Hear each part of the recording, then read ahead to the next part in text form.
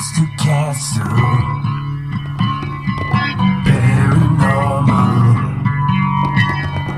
radio hound,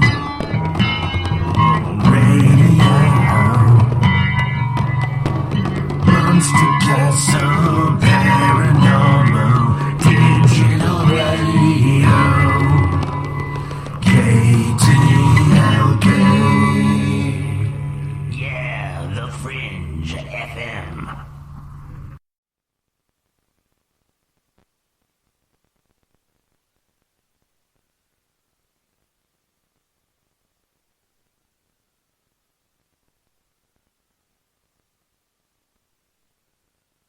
Yeah, all right.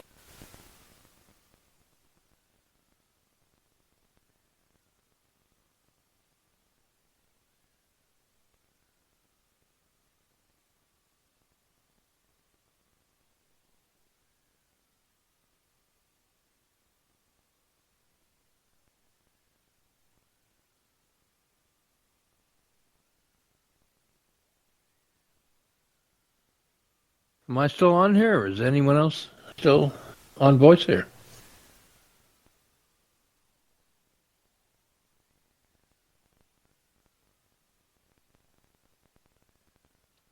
I am.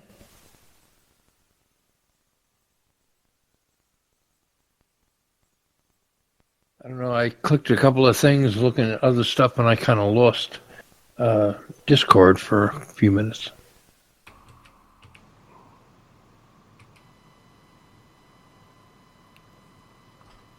All right. Welcome to the castle, everybody. Welcome to the castle. All right. So we're just in Discord now, Shit. right? You're not. Yeah. You're not broadcasting, are you? Yeah, I couldn't hear if I got, like... Yeah. What are you? Or are you not broadcasting? Okay, well, we're trying something different. I gotta check the levels out here. It sounds like you just came out of the dungeon. Yeah, I was. Oh. How's it smell down there? Checking on my pet Igor. Yeah, he was Yeah. asking about you. Oh yeah, Oh, yeah. that's me. I love the Oz. Uh-huh. Come on. Where's my app? I can't find it. Oh, no. There's an app to find your app. We just have to find that app, I'm sure. Oh, boy. I can't seem to grab it and pull it up. There it is. That's so There. wrong. That's what she said. Oh, no. That's not You said that trouble before. Oh, I've never had this trouble before, actually. This is different. That's what he said. Oh, my gosh. Oh, Jesus Christ. Try it this way. Searching. Yep, no. Yep, no, yep, no, yep. Got it. It's like fishing. It fell down. What are you looking for? It fell down underneath Speaking the of fishing, I took my son fishing today. He caught his very first fish. Oh, what kind of fish was it? Awesome. It was just How old a is your trout. son? Little baby. How old is your son? Little 8-inch keeper, but Oh, he there's nothing wrong with was that. so damn proud. Man, but trying to get that boy to hold that thing, I would have seen him run so fucking fast. Nice. Did you How get a old is your picture? son? It's awesome. Oh, picture and video. As a proud mama. All right. Uh-huh. Yeah. Proud mama. Yeah.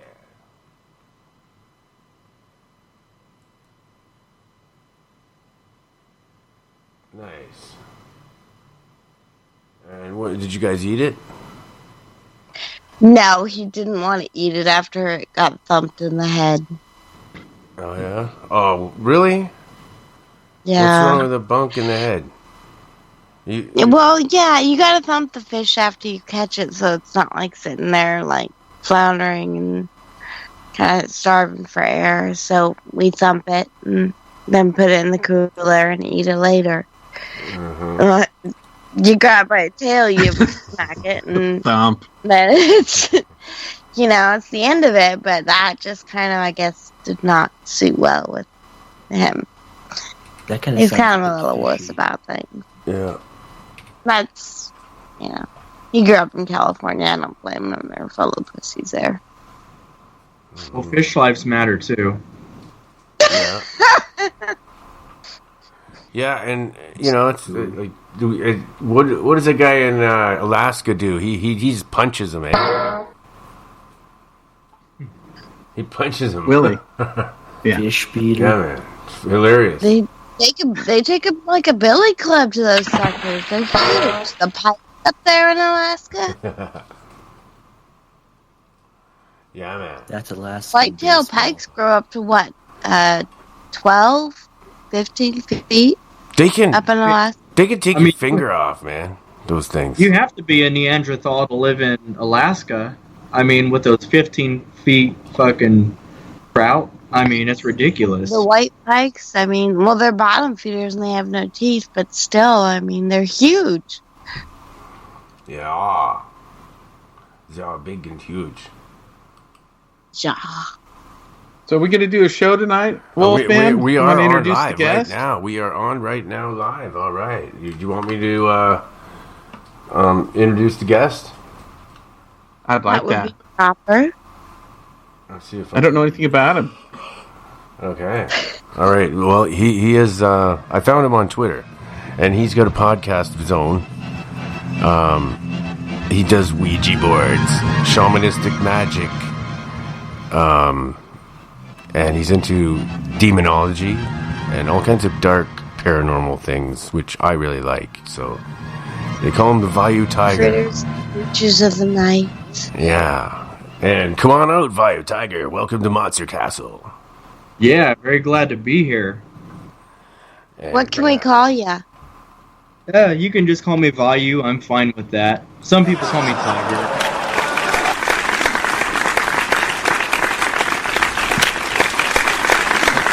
That's better. Clap, or I will electrocute you. Yeah. Can I call you Tiger? Yeah, call me Tiger. Go for it. Cool. I'll call you Tony. Darren, call him Tigger. That's great. They can call you the Tiger, Tiger. and I'll call you Tony. All right. Yeah, you can call me Tony, Vayu, Tiger, whatever, asshole. I'm at this point, I got so many pseudonyms. I mean, hell, I'm Simon, too, of the Necronomicon. So, At the what con? The Necro Comic Con? What? the Necronomicon. Necronomicon. I'm just joking. I'm not really Simon. That's a reference. Okay, I missed it. I don't know what that is. Yeah. You don't know what that is? That's where I don't. It's a cult like classic. Igor goes. How do you not know what that is? Igor goes there to eat dead people. I guess I haven't seen it.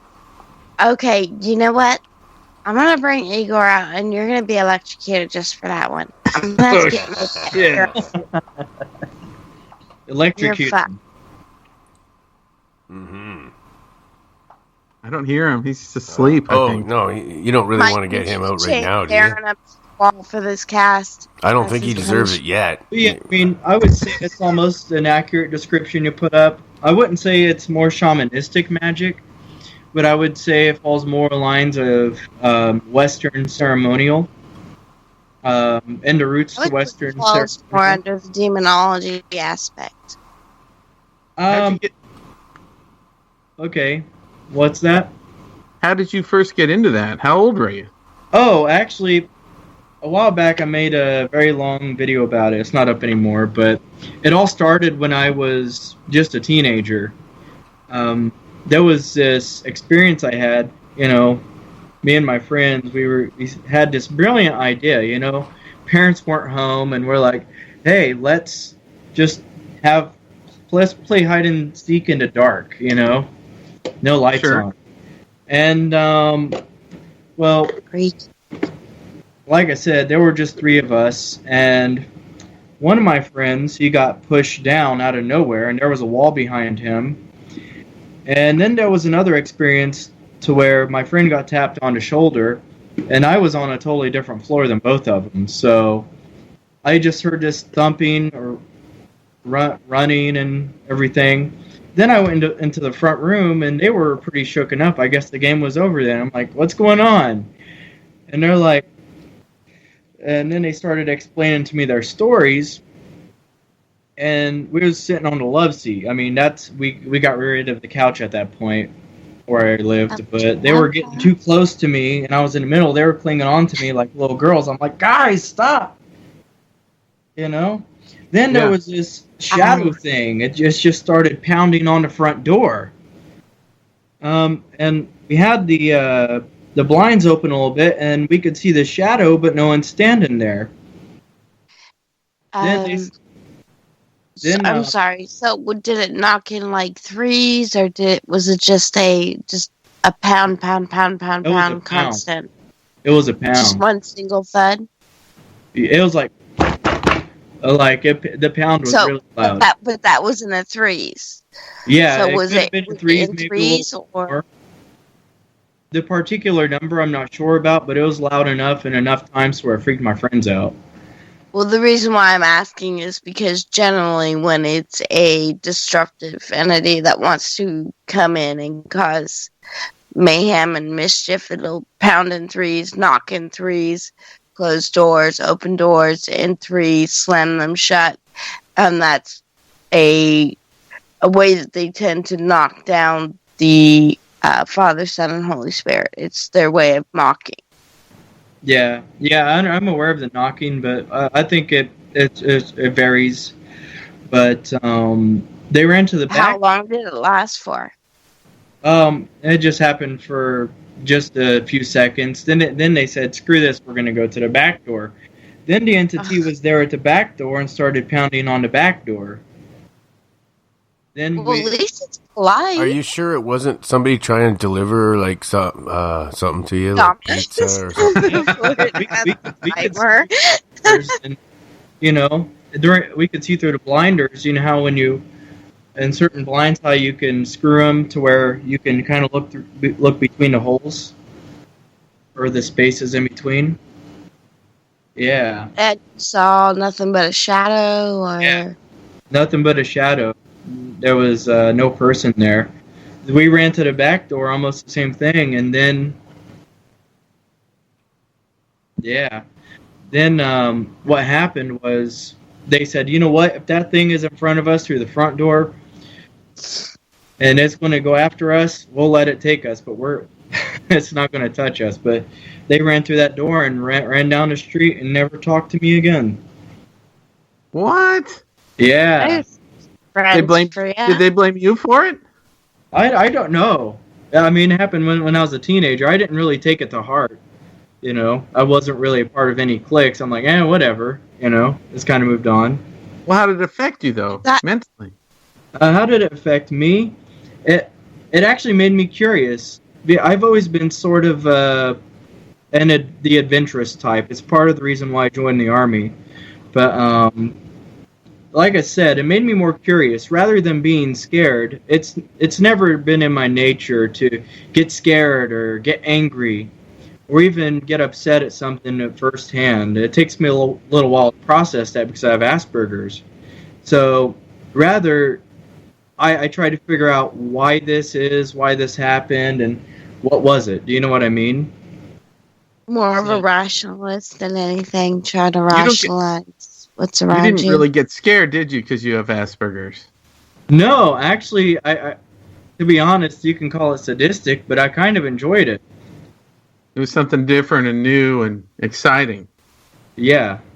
Can we have you explain to the audience real quick, just in case they don't know what that is? Can you detail what Asperger's is to them and give them kind of a brief rundown of the symptoms? It has nothing to do with sticking hamburgers up your thing. Well, there's two semantics to it, with Asperger's. There's two different schools of thought. Let's just go through the one that you have so they understand where you're coming from. Well, there's a reason I have to point this out for sake of context. Some people believe that it's a form of autism. Some people think it's different than autism because the stems of the brain are a little bit different, with the way the electric functions. But either way, if we do call this a form of autism, it is just a different form of autism, and just like autism, there's different dynamics and different ranges of it. It's not like a black or white scale, but there's different symptoms of it. There you have high functioning autistic people, low functioning autistic people. Same thing with Asperger's. Asperger's affects people very differently. With me, I'm very organized, and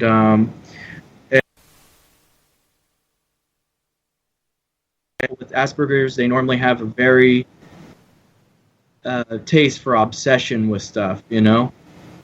And as far as your emotional output and intake, how far do you think that your level of intake would be versus the output that you give?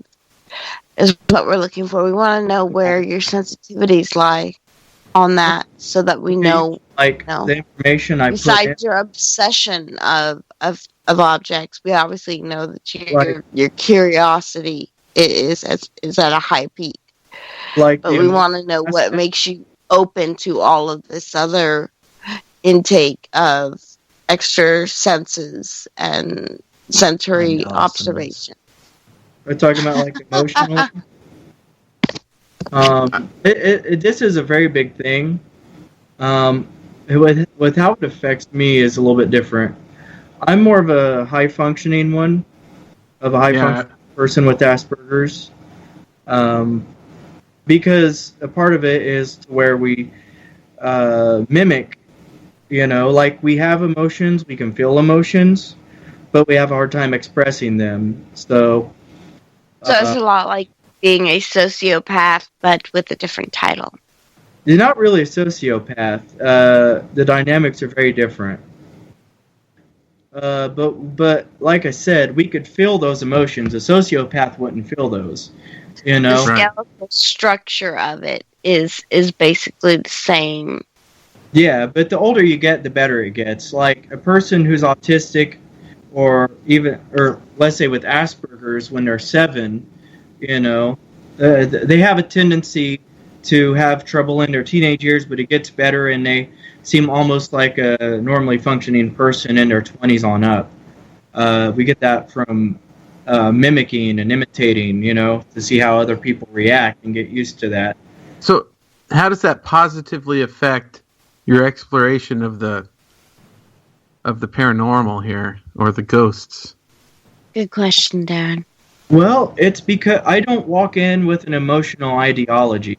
While some people would adhere to religion, or some people would cling to hermeticism, and some people would cling on to a belief in order to believe anything they read, or believe anything they hear, or take one experience that they had and determine that as a truth and make that as their basis.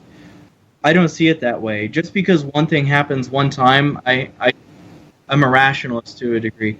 I have to test out something with a method. You know what I mean? Did you tell your parents what happened when you were 16? Yeah. That hide and seek thing? Yeah. Did they believe you? Well, my mom has seen it. I think my stepfather was a little skeptical, but my mom has had experiences with it. But honestly, there hasn't been that many experiences with it in general in that home. So whatever was there wasn't there for very long. Okay, I have to ask, are you professionally diagnosed with Asperger's, or is that just something that you guys have put together to explain a lot of your symptoms? I had a speech impediment when I was 7, and I have dyslexia because of it. So my brain is a big jumbled up mess. So I had to take speech therapy for 10 years of my life. What were the effects? What were you a stutterer or a stammerer? Yeah, or a stutterer. And for example, I'll accidentally say words backwards, or let's say I say cow. If I want to say cow, you know, I'll say ox. You know, and so it affects my speech. It affects the way I think. It affects sometimes my entire communication.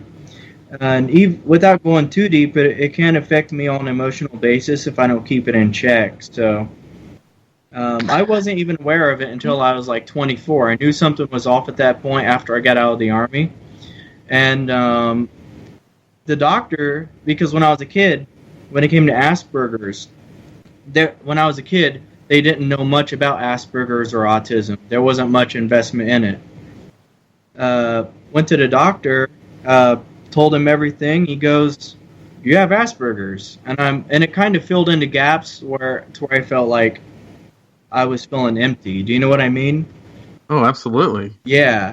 So it kind of gave me a lot of the answers that I needed, and to be honest, it was more of a blessing than a curse, because I don't run on, holier than thou, or, just take a blind belief. Presumably, I take a very structured method in trying to figure out everything, myself, the world. I mean, I always said that I have a huge love for philosophy, such as Plato, Aristotle, Socrates, Iamblichus, Diogenes, Pliny the Elder, Pliny the Younger, all these philosophers back in antiquity. And they really helped me out. Philosophy, especially Stoic philosophy, has helped me out in organizing my thoughts in that way. What did you have another? Go ahead, Rachel. Well, I was just going to have him get back to his story now that there's a little bit of background on who he is and how he's so susceptible to these sightings. That way, he organizes things in his mind. Hey, I would like to, could you tell him how you got the name Vayu Tiger? Because it's a cool story behind that. Oh, yeah. Oh, yeah. Hear that. Yes, do tell.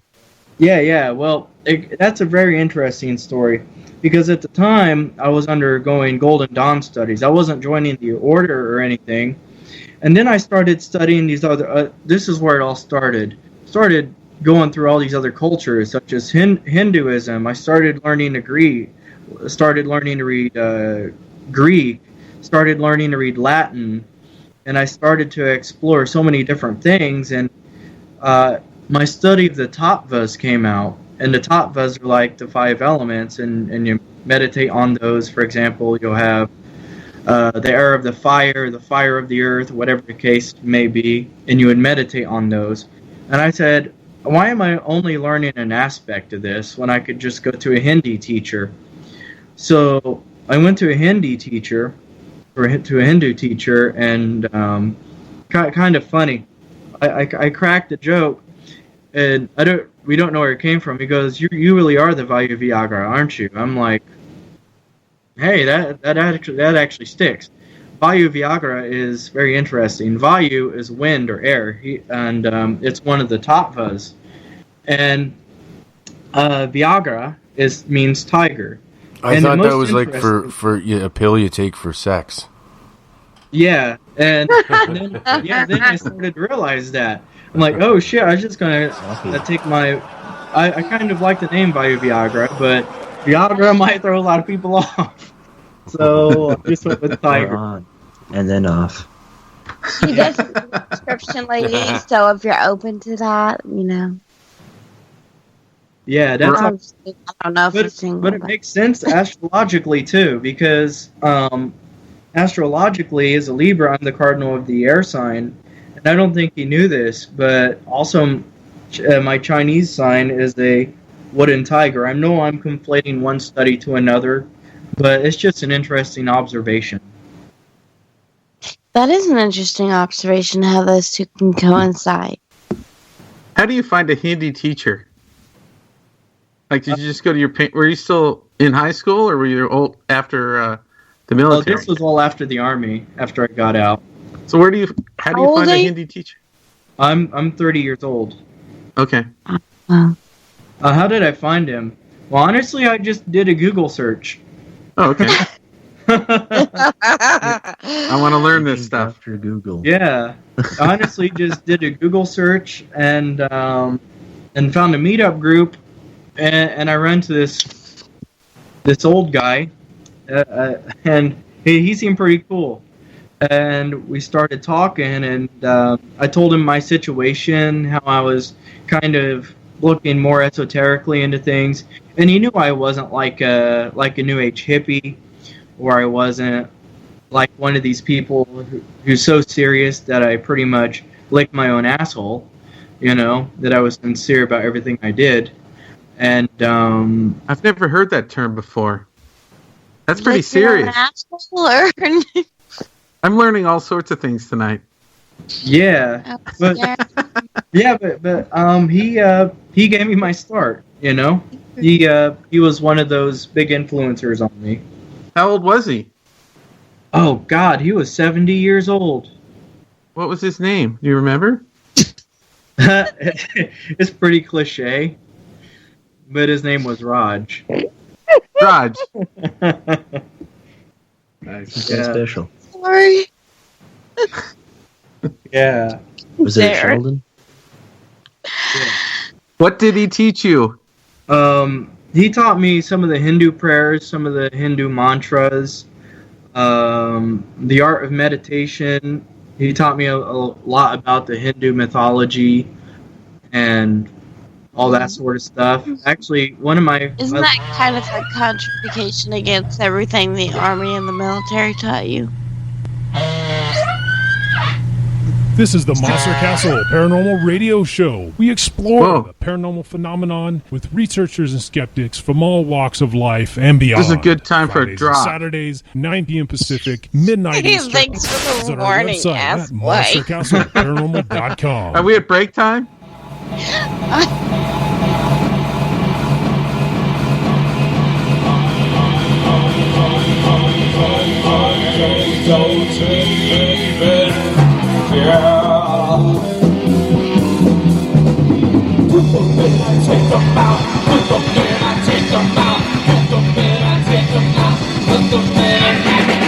This box makes me happy, happy, happy. This box makes me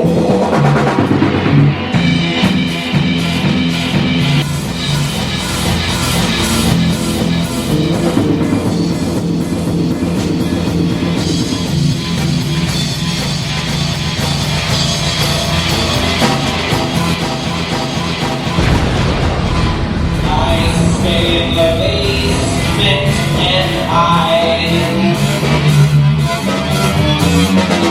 get so many fun when it rains inside. Put them in, I take them out. Put them in, I take them out. Put them in, I take them out. Put them in, I take them out. This box makes me happy, happy, happy. This box makes me happy, happy, happy.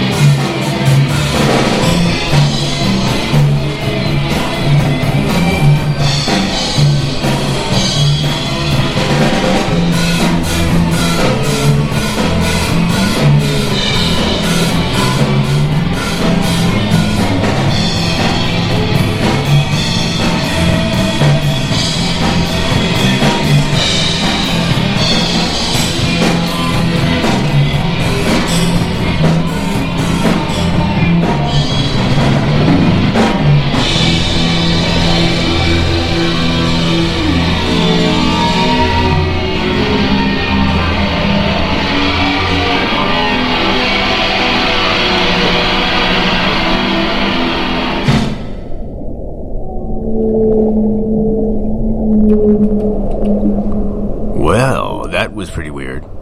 I like the drug box. I still think it should be acoustic, though. Oh, yeah.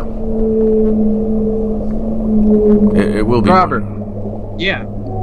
Did you learn anything in the military that made a difference for what you're into now? Yeah. I learned a little bit of Arabic, and I found out how similar it was to Hebrew in a lot of ways, and how similar it was to these more classical languages. I forget a lot of my Arabic from the period, but It's Why did you have to learn Arabic? Because when you're speaking with the locals, it helps to know Arabic. Okay. Where'd Rachel go? We lost Rachel. Adam is here, by the way, Robert. Did you notice? Yeah, I saw that. What's up, Adam? I'm listening and talking and whatnot. Yeah. And you? I'd like to revisit a question that Rachel asked I didn't have a chance to get to. Okay. And, who's just on the air right now? I learned in the military kind of contradictory We can hear you, Dennis. to the occult. Is the I was Discord? just asking if that was Rach. That was just on the phone right now. Ah, okay. Okay. Yeah. That's Dennis. That's This is our Dennis that's the dimension. Spreaker underground chat. They're connected to us. It's a voice Okay. chat room. All right, you guys I have gotta any flip questions, out because there's join in. delays and shit. I'm gonna see if I can reconnect. You sound good. Yeah, I can hear you. Are you in Discord, Dennis? I'm on Discord right now. Oh, you sound great. Yeah, you're coming right through. Mm-hmm. If you have any questions, right. just chime up. Anyways, military. Oh, what were you going to answer about Rachel's question? Yeah, she said, isn't what I learned in the military kind of contradictory to what I do in the occult? Yeah, to a great degree it is.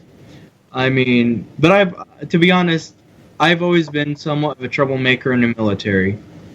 You know, but I made it through. So I never lost my gift All right, of so really you didn't- questioning things. You Right, so you weren't burned at the stake or nothing. Yeah. You weren't ridiculed or persecuted. No, Yeah.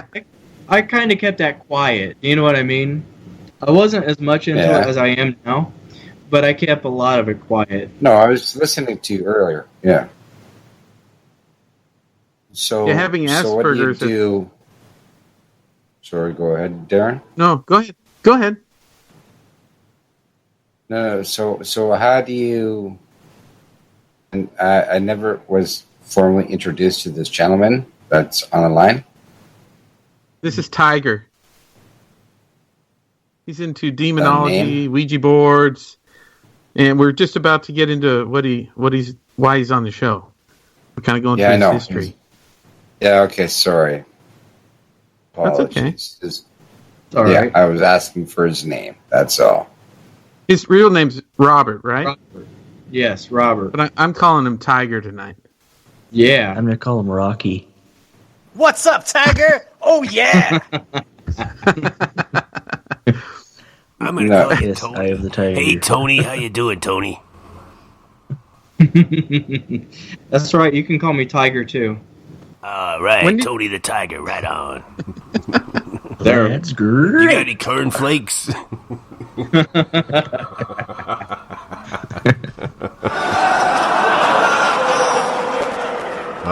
Man. Are you allowed to tell us what you did in the military? Not really a lot of it, but I was a military policeman. Okay. And you had to learn Arabic, so we'll put the pieces together, I guess. Yeah, we're kind of we had to train the infantry mainly because at the time we were switching out from World War II warfare tactics, from Vietnam and North Korea and all that from open field battle. This is a time when urban warfare was starting to get really big. So it was primarily our job to train a lot of the jobs or MOSs for pretty much urban warfare because that's what MPs and special forces were trained for specifically. Because at the time, there were more foot soldiers, and then we had to transfer into more of a mobile army with a lot of vehicles and all of that. So we had to train a lot of people into that. I'm not saying it wasn't there already, but at the time, especially in the early to mid 2000s, we needed it more than ever. And so, working in vehicles became a lot more common even for the infantrymen. Were you in special forces? No, I wish I was. Oh. Though. Did you have to learn any type of martial arts like kung fu? I did take a course. Yeah, I did take a course in it. I'm not gonna lie, I got my ass beat pretty bad. Yeah. Out of it, but I'm a little guy, 5'5". I mean, so I wasn't too terribly bad though for my height. That doesn't mean nothing. I've seen little guys take down giants, man. As have I. But he did not, Wolfman. But you did learn self-defense, I'm assuming, being in the MP. We learned very basic self-defense and basic training, but then depending on your MOS, you can actually sign up for it in other places. What's MOS? It's pretty much your military job or your military skill. Okay. So you get back from the military. When did you get into demonology and Ouija boards and all this other stuff? I've always been somewhat into it. Yeah, not as deep. But after I got out of the military, you could say I was a little bit broken. I don't talk about it that often, but I was a little bit broken. Because it's kind of like I was thrown back into the regular world of civilians. Based on this structure that I had before. I knew my bills were going to be paid. I knew where my place was in this structure and all of this. And after I just got out, I had a place of depression in there. And then I started kind of revisiting some of my past, and my curiosities came back. And then I started... Why do you think you got depressed? Was it because of what happened in the military, or just not having a goal, or what? The depression came because it's kind of like, let's say you have all this structure. You're guaranteed all this security.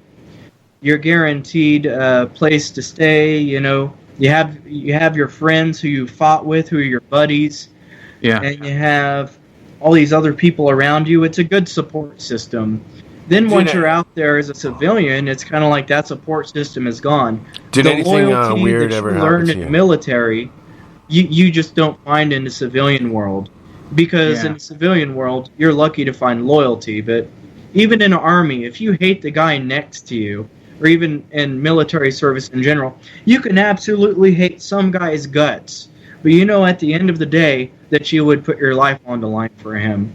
That takes a certain special loyalty or trust that you won't find in the civilian world.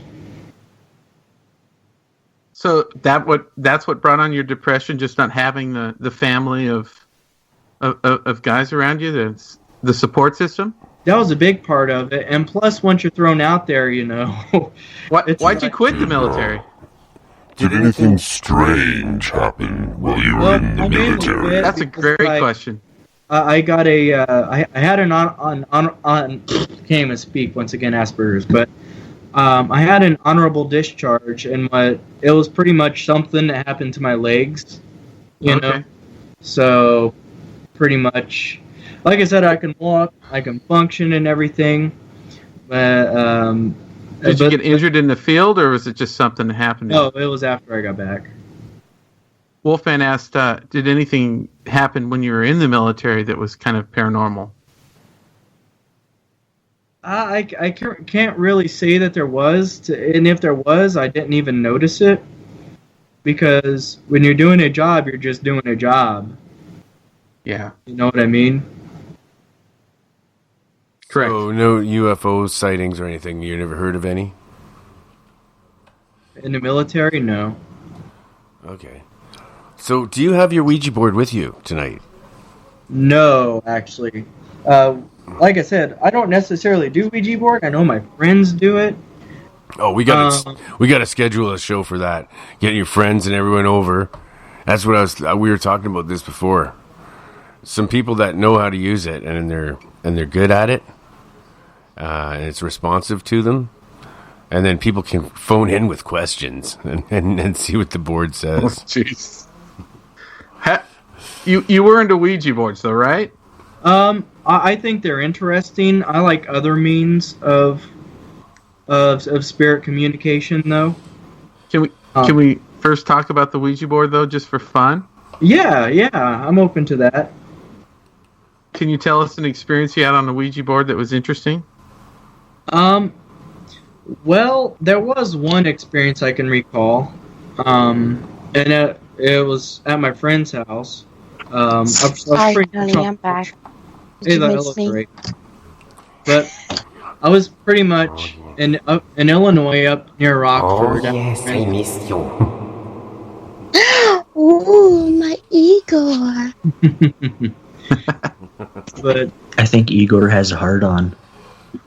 I'm pretty sure. Swing. No, that's my hammer. All right. But I was Illinois. at a friend's house near Rockford, Illinois. And during that Ouija board experience, there was an old man that used to live there before my friend got there. And he died. He was a grumpy old man as far as we know. But we pretty much channeled him. I mean, I can't say that it was anything moved or any of that, but just based on our senses, the air got thick, the humidity picked up, and even then the temperature rose a little bit, and I definitely felt something there. I wouldn't say it was anything too drastic. Did he answer any good questions? Did he give his name? Anything? Yeah, he really didn't give a name, but he would let us know when. I think the only weird experience that came out of that was he would just let us know when he was unhappy. And we would know when there would be cigar smoke. Random cigar smoke smells. Weird. Yeah. And it always came from upstairs. And my friend never smoked cigars, so that's how you always kind of picked up when he was close. Oh, Rachel had a question earlier about the Ouija board, and you were saying if you do it right, it's okay. But Rachel, do you want to ask that now that we're on the air? Yeah, I'll ask it. Just because there's a lot of others out there that would agree with me on this aspect. Some people that have been a little more productive with something that doesn't provide such channels. I found the Ouija board to be more of a wide open channel, less controlling. You said you found ways to control those channels, but I've also had a lot of professionals that have that are in the paranormal field tell me that those channels are pretty much unpredictable. How and what ways have you found to control channels that others have seemed to lack control of? Okay, that's a good question. I wouldn't venture to say that everyone adheres to this. Maybe it's working with different paradigms, and I'm not saying that they thought this or anything, but I'd like to draw on two things here. First of all, they come from an ideology. Do you know what I mean? And especially in the paranormal community, one information passes to another and another and another, and it's handed down. Does that make sense? So it's easy to and just take what you hear. And so I come from a very occult-driven background. What got me into the paranormal was a book called Ancient Greek Ghost Stories. And these are translated texts that were in ancient Greek, and it had documented ghost stories from ancient Greeks. So how old? Roughly around 2,000 years old. Oh wow! So that's what kind of drew my interest. It wasn't ghost hunters or ghost adventures. So when it comes to the Ouija board, and when I looked at that, I kind of applied my occult studies to this in a very methodical process. It's like, for example, I would summon one certain spirit because there are certain ways to attract certain spirits, depending on what you're doing. based on different offerings or based on different sigils or seals. If you have a sigil or a seal, a lot of times, or even a signature, it's kind of like a key. It's kind of like a microphone to that spirit. Does that make sense? So you do something very particular that's linked to that spirit. Some people call it a fetish link, which I always thought was an interesting term. But Fetish? Why would it be called a fetish link? I have no clue where that came from. Damn right. or a hoodoo thing, but I'm not always sure. But it's a direct link to that spirit, you know? Like, when you have an energy, it's like you have that symbol, and then you have the energy that symbol is linked to. Does that make sense? You become the direct link to that spirit, but as far as the channel goes, it's wide open. Whatever else, wherever that spirit is currently, quote unquote, lurking. The board is sort whatever might be close enough or strong enough to attach itself to said entity. Wouldn't that leave the channel open to both of them? Well, it all and how do you know? How do you predict? How are you able to stop a second entity from entering at the same time? Well, I normally do a 2,000-year-old circle casting where I used ancient Greek vowels, plus I surround it with the salt circle and the Ouroboros. The Ouroboros was the earliest circle casting. What's a circle casting? Circle casting is a way of protection, and around the whole board. Yeah, what you'll do is you'll put the table around a circle.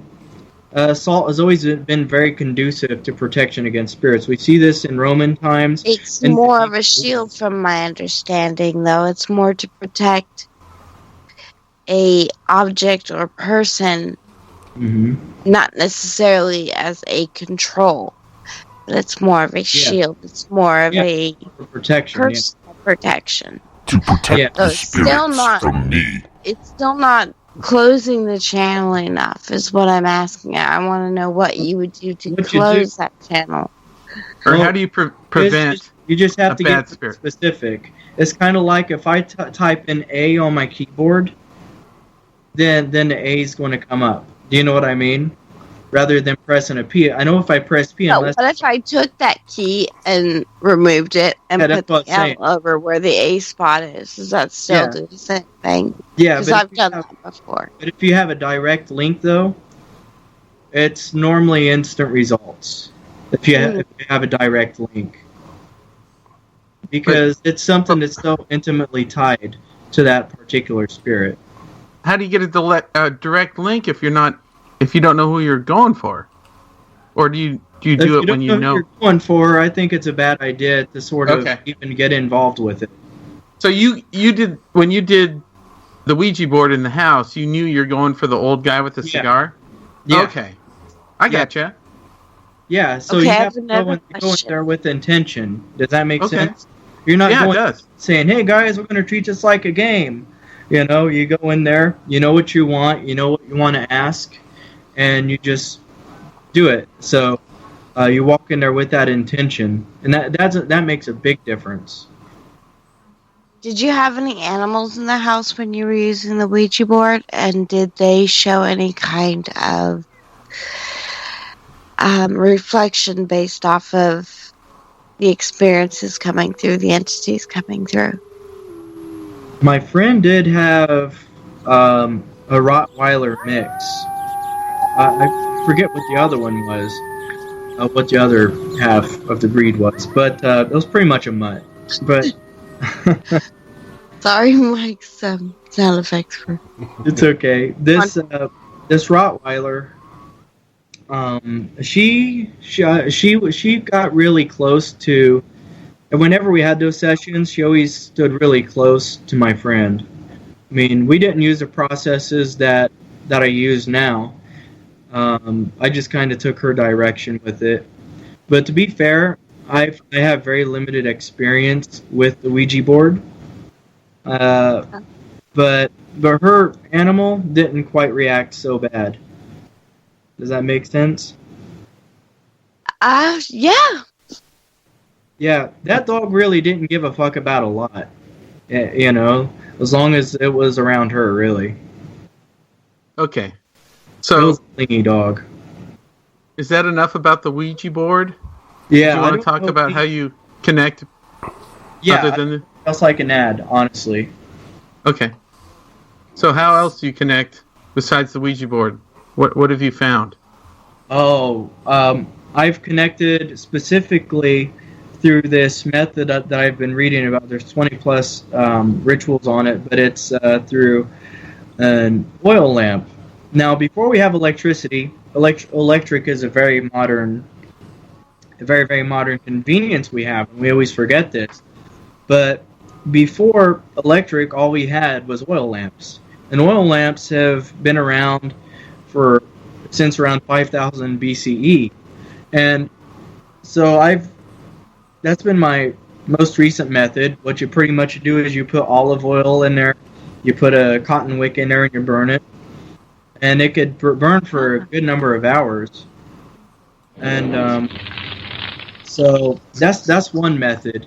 Then you would use that. That was only light people had at night. So people would scry into that off the flame. Would scry into the mirror off the flame.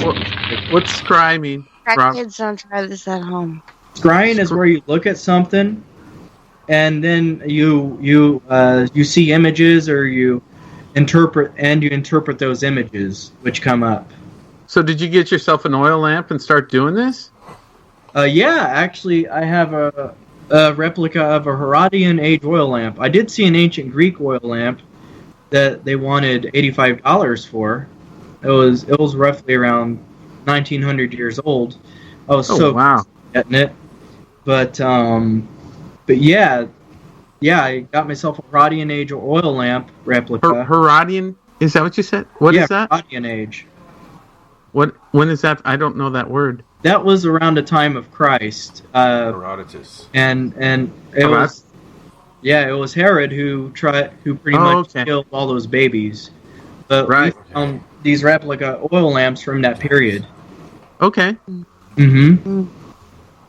So I used. How old were you when you first did the oil lamp meditation?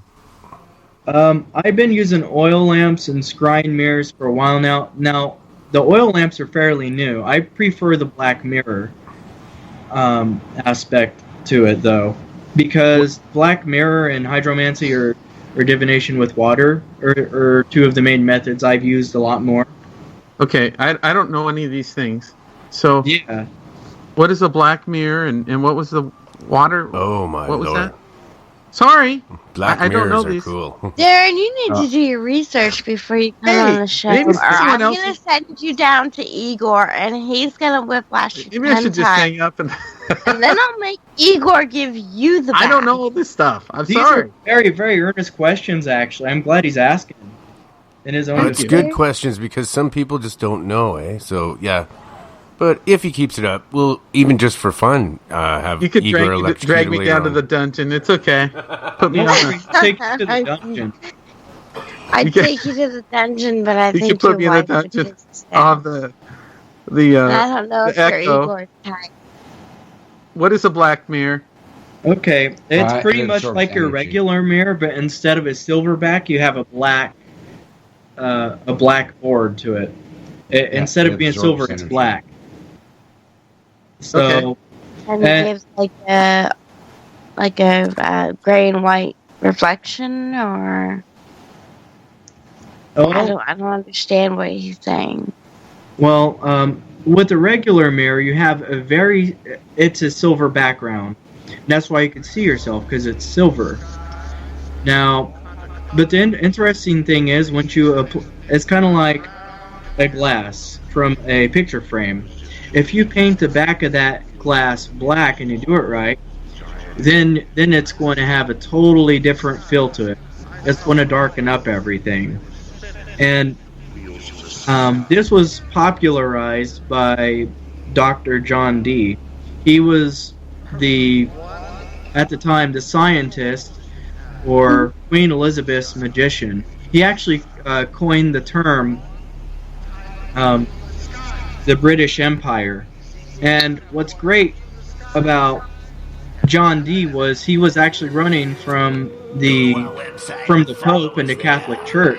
We're gonna have to take a break here at the bottom of the hour, and shout out to BWC for life in the chat room, and to Les. Haven't seen you for a while, buddy. We'll be back shortly, folks. And follow Monster Castle Paranormal and Dirty Mountain Taro. Wolfman Mike 47 on Spreaker and Skype for calls, and in Twitter as well. And join us in hashtag 47Talk for live interaction in Twitter.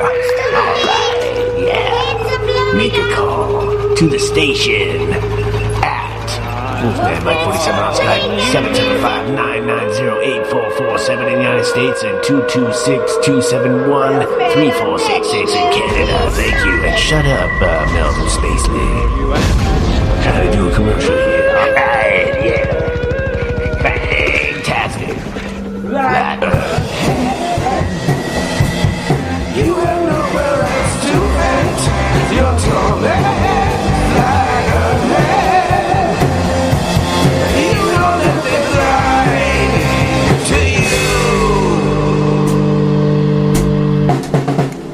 Hear the sound, seismic echoes in the ground. Forget your misery, shine a laser across the sea. It's quite clear when you're in the atmosphere, where aliens appear.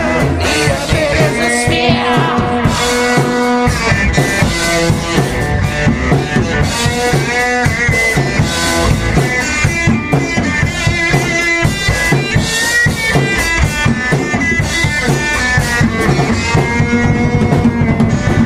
Tower Earth, and it's a strange place. Do we really know if anything is real?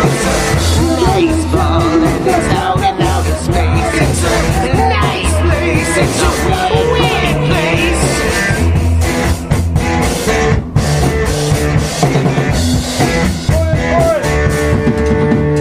Flatten head. Scientists will take offense. It makes no common sense. Flat head. Everybody laughs at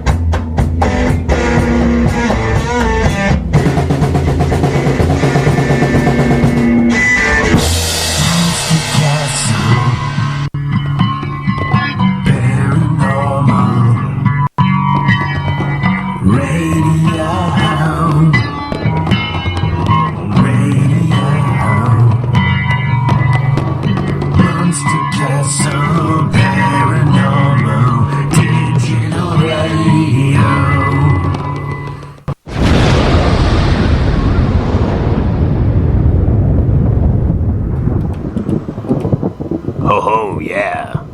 Groovy, man, groovy. All right, he was talking about influences. Dr. John P., was it? Yeah, Dr. John Dee, he really didn't use a black mirror, but he used an obsidian mirror.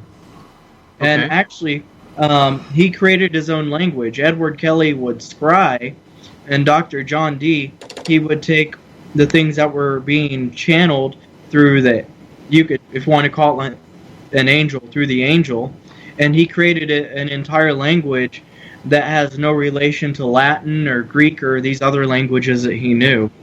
So he was running from the Catholic Church, and at this time, alchemy was still fairly big. So this is when alchemists would claim that they could make alchemical gold. So they were collecting esoteric knowledge and pretty much running from the church at this period. But and Dr. John Dee, he was very, very famous. He was a brilliant mathematician, he was a brilliant scientist, and this is also a period where science and, you could say, magic were one and the same. So, what years? Oh, this was back during the 1600s or 1500s. Wow, okay. Yeah. Yeah. Did you just get a hold of some of his books and start studying them, or what?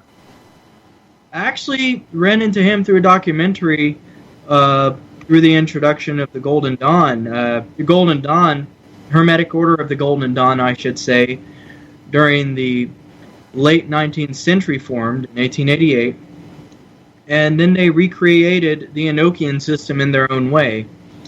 And what's interesting about this is, it is fragmented, but there's the different Enochian keys, and so on and so forth. And I found out who he was through these Enochian keys, and that's pretty much how I figured it out. And then one thing just led to another. You know, I fell down the rabbit hole of what came from where, if that makes sense. Sorry, I dropped that for a second. Yeah, hey, did you did you find anything out about monatomic gold from any of these people? About what? Monatomic gold. The philosopher's stone that the alchemists were always trying to make. I know in Hermeticism and through alchemy, there were two different forms of alchemy at the time. What I can say is this about the Philosopher's Stone. The Philosopher's Stone was at one time seen as a spiritual or esoteric thing. Then there was this other aspect to where the Philosopher's Stone was actually lab work. Like, they believe they can actually create gold. But the original Philosopher's Stone actually goes back to antiquity, and that was the Ouroboros. Plato wrote about it. And it was a snake which consumed its tail. The head was destructive, while the tail represented life. And it was that incarnation of life, death, and rebirth, or that sort of symbolism of a train. It's the wind job of life. But it was pretty much the self-sustaining universe. Who's dropping that? I didn't do that. It's a real train. Oh, and he just happened to see train. He happened to say train at the same time as there's a train in the background. Are you kidding me?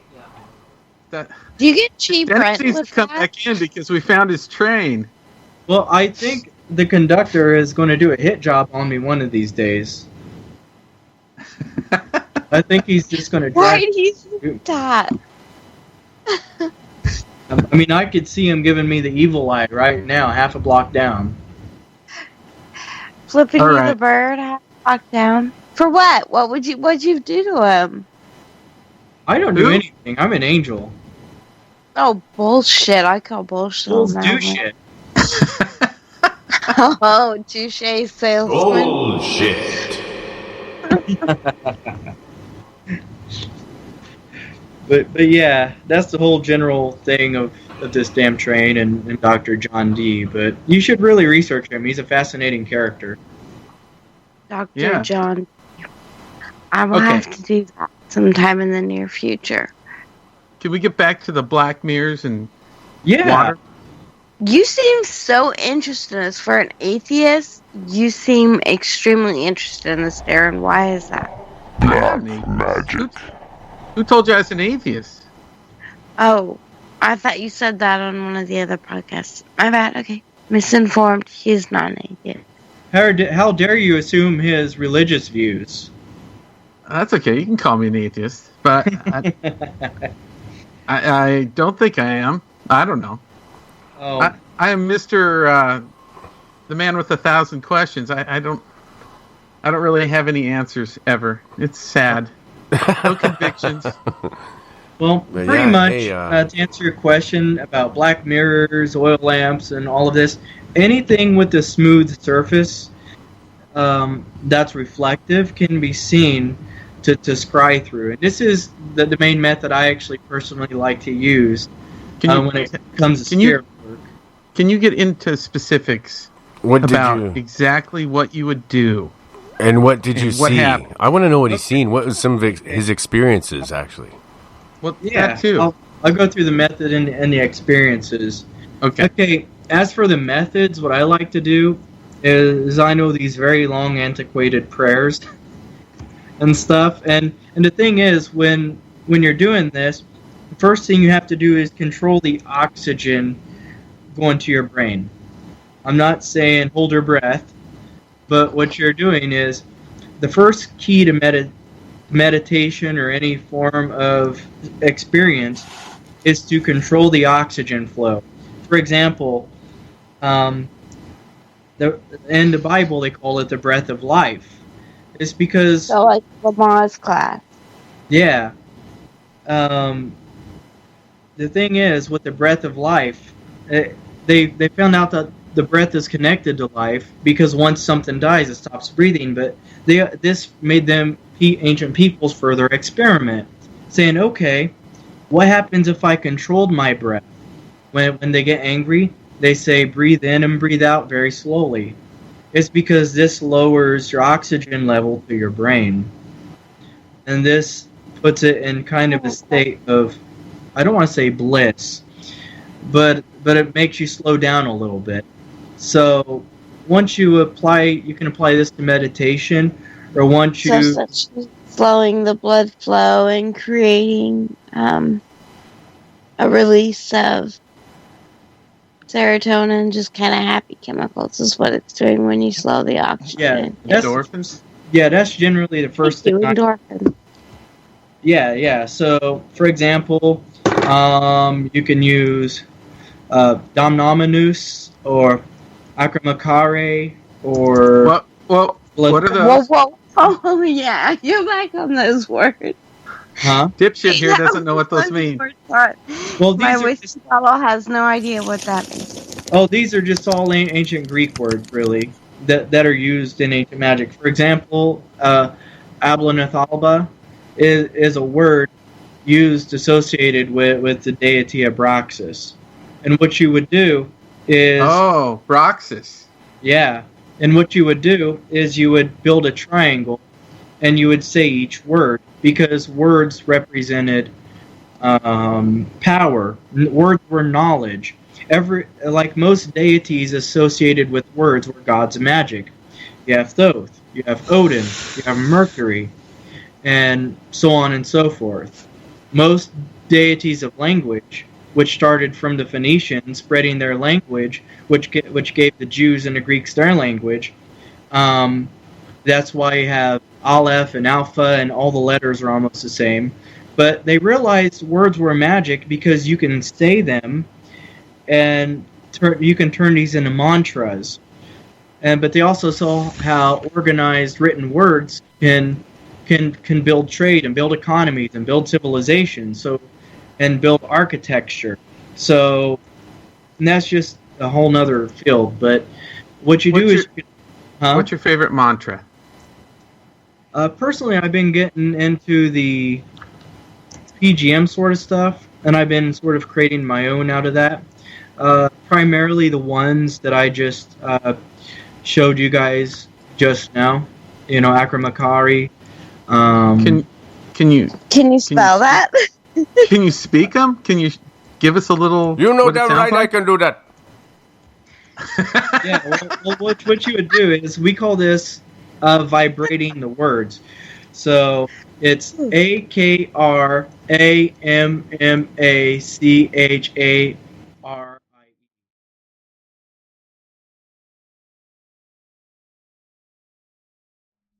The views and opinions expressed on this show are not necessarily those of the network or anyone affiliated. There will be mature and possibly immature content. Viewer discretion is strongly advised.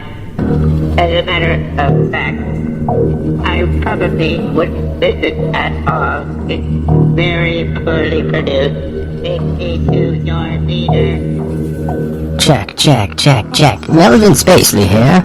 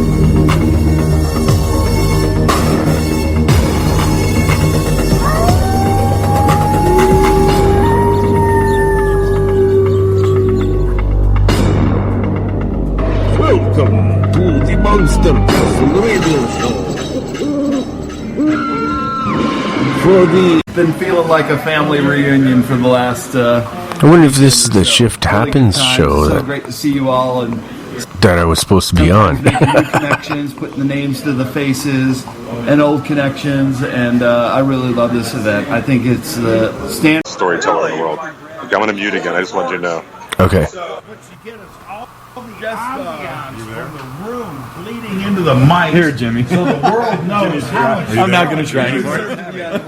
It is just incredible here.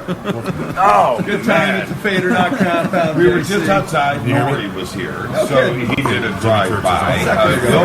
Outside. He's the best story. Really? He would like to come in. Are you kidding? Of course. So, you guys are back here. It is going down outside. No, and the point is, you guys are back here. You're being professional, but you get the ambiance. Somebody say, everybody in there say, yo! Yo! See, it's a party. All right. We're missing everything. So what? We're going. Hookers and blow in a minute, okay? Just what depends on your definition of a minute. All right? Okay. See, the thing is, my dad told me a story when I was a kid, and this was the story he said. He said, son... Hello. Hey, how's it going? It's going. You're back. Yeah, the conference is getting a bit dry, eh, don't you think? Or do you like it? It's a lot of people talking at once. Yeah. I don't know. I should have put you on the other line. You could hear it better. You should have asked them about what they thought about the Earth being flat and all. Oh, I don't know if they would like that. At this table. I don't know. It seemed like a good idea. No, this is good. I'd like to interview the Hey, they're louder now. Brad, listen to this. All right. So this youngster here Weird. sits down next to me and says, You're on with Eric, so if you want to ask him when he comes on, he'll be able to hear you, eh? You have no So you can ask anything you want. skateboard. I Yeah, just broke my leg. you're on with Eric. Man, I know everything about life. I said, really? So we plopped down a big bottle of chilled vodka. Pretty cool that he's doing this for me, eh? And you can watch it too. And Are you watching? 1 hour later, your shit his Are you watching? Brad. Oh, okay. 1 hour later, his face is planted. Yeah, it's Jimmy Church talking to Gigi Rabbit. That's the show I was supposed to be on with him tonight. Is that a true story, Gigi? But I thought he said 11:30, and then I didn't find no live show of his at 11:30. Sounds like he ruined you. But is that a true story? Maybe he got too drunk and something fucked up. I don't know. No, Did Gigi go on tonight? Do you know? Have I ever been? Huh? Gigi, Shift Happens. Did he do a show tonight? 'Cause I was supposed to be on it. I didn't get a notification. No, neither did I. I actually did get one, but then when I tried opening it, it didn't bring me anywhere. I checked on my laptop, and I didn't see nothing. It was just the old one. I didn't see no new one. Let's make it 13. So I'm confused. Never buy a Nephilim. Oh, And always, I know it's part Nephilim. Look Hold on. No, see, I still don't. I'm not seeing it. He didn't. Yeah, and they were talking about a show he did tonight. In the last year. When I interviewed somebody that I don't What are we going to do for your show? out of privacy, but he said that And pardon me. was What are we going to do for your show? What right The now? one that's on right now, yeah. his next door neighbor. Oh, basically, I'm just kind of covering what's going on there right now. But we could do anything we want. We can do. I got my thing ready. We could do prank calls. This is no joke. Let's do it. That's what you wanted to do anyway, right? Son. Hey, Yuck Nasty's in the chat room. Out of the window, he had What chat room? three-way sex In Discord. with an alien. I knew Who's Yuck Nasty? I don't know any of those people. He's the guy that does prank calls with me. After He's hilarious. He's comedy from Get in the Corner Comedy Podcast. he gets transported back to his house. I'll give him a shout out. He woke up in the morning. His wife caught him in Oh, I could just add him in. pajamas. Wait. And said to his wife, it was the alien's fault. Hey, Yucky. Call in, Yucky. I'll put you on this line. Now, Jesus. Now, let's do some prank calls, Yucky. his account of the story, or is it his Okay, he's gonna in a couple of minutes, but I'm gonna add you to this line over here anyway. clothes and getting caught? Now, the sex right. of the alien around Jupiter, good excuse, good story. I want to hear something This is too. the closer. I said his Who are we wife. calling? What are we His doing? wife. I'm just adding Yuck Nasty to this other Skype here. Wow. What? And you're standing by. You too. wanted the most incredible story. Get in the corner. And try to use the line app to prank call my husband. What is incredible about the story that I just told you? You probably can't hear that, can you? Like can you hear them on the? Are you? I'm not sure. Like the guys at the conference. Public show. Oh, Well, I mean, not really. Yeah, well, FCC and mutual masturbation kind of thing. Lord. Oh my God, he's talking about masturbation. Jimmy Churches. Yeah, well, All right, here we go. I'm gonna add him here. All right, that's a San Francisco thing. okay. Back to the interviewer interviewing the interviewee. Then I'm gonna hang Jimmy up. Church. We're both Chicago natives. Yes. San Francisco Yes. bros. Yes. And then I'm You gonna live add in you the over there Presidio. I too. live just outside the It'll Presidio. work better for this. Rachel Ozzy. What? I'm gonna try to add you to the other Skype line because it would be better. Well, actually, that seems to be done now. I don't hear nothing no more. It's gone. Yeah, weird. November. Oh no, it's just Maybe glitched. somebody's messing with my phone, like messing with it. So No, not you. I was talking about the conference because you can't hear it, right? the freezing cold. The No, I couldn't hear it. I'm gonna because you're on the wrong line. The plane. It was also breaking up a lot That in too. November, California So is also Igor fried my phone. Yeah. And I I was blame him. expecting, this is what I was expecting, that all the women Oh, shop I found at you. the supermarkets in thongs because of the beautiful weather. And I just sent you a request on not there. only are there no On the other line you were on. what, Lord. I'm gonna call you on the other line, okay? Your Skype line? Oh, Yeah, I'm gonna call you on that one, and then hang up on this one and pick up the other one, because then you'll be able to hear what's going on. then I went to San Francisco. Okay, hold on. I'm gonna. Christmas, and I found out that San Francisco is the coldest place on planet Earth, especially. And you know what? This is the thing. San Franciscans. And that way you won't are you'll be able to hear. rude. Weird, right? Very weird. This is the thing. What they don't tell people. They want tourism. Man, I need good idea for a prank call. I gotta think so. so. In San Francisco sucks. It's the worst weather. Yeah. In the winter. It's the worst weather in the country. We'll call a cemetery and ask them if we can still bury someone if they're not quite dead yet. Tourist place and warm and everything. Oakland. Not there. Not there. You're talking about 2 days a year. No, this one. So about 100. It was 70 that day on Sunday. So there is.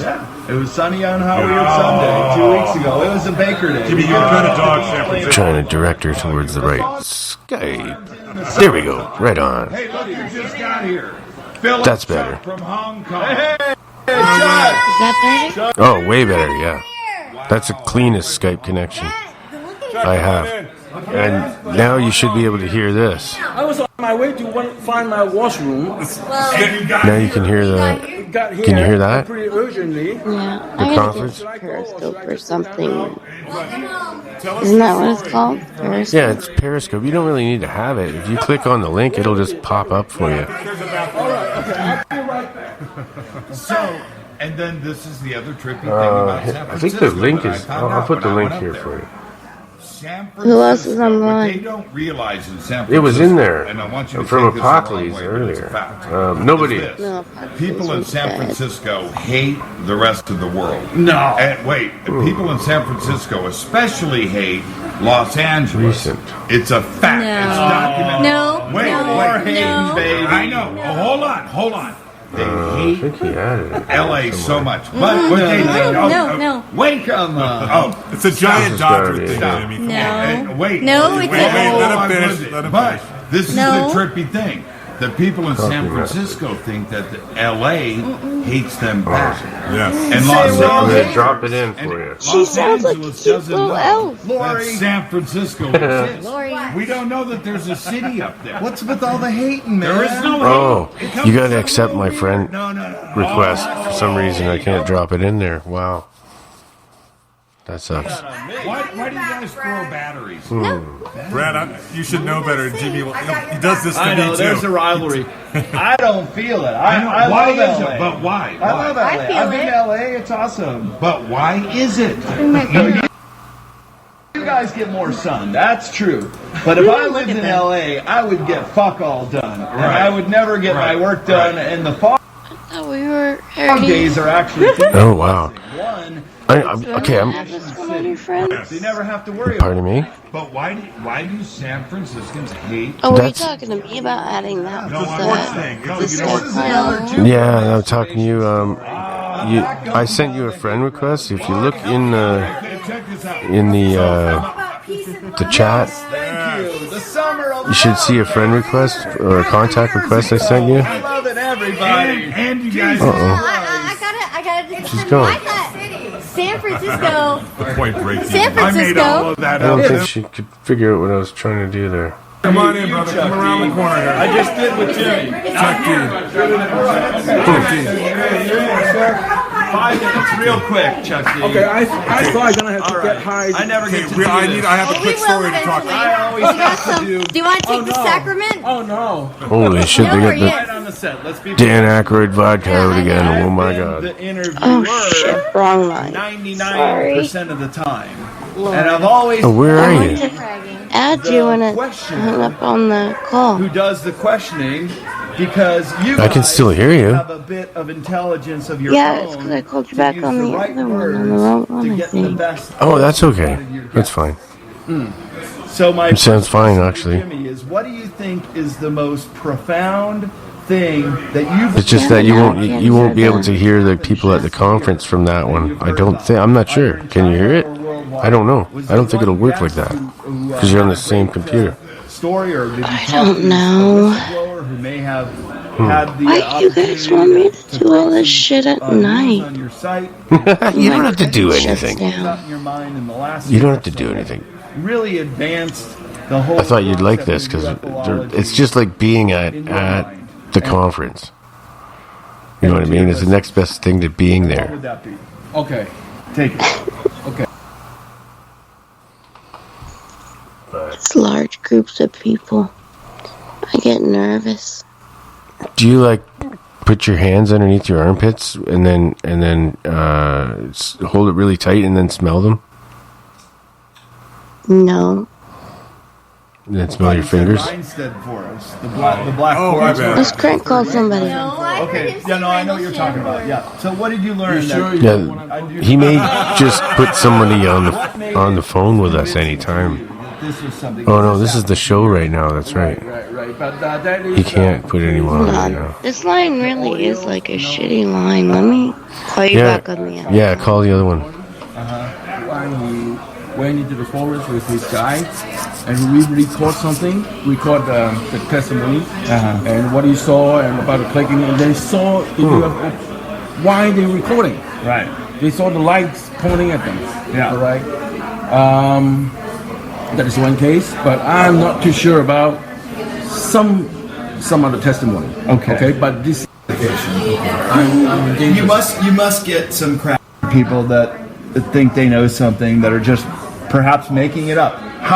What is the technique that you use to weed through those kind of people, or what is your method of discerning whether or not a story deserves your attention and you should talk about it? All right, that's a good question. Thank you. That's the wrong one.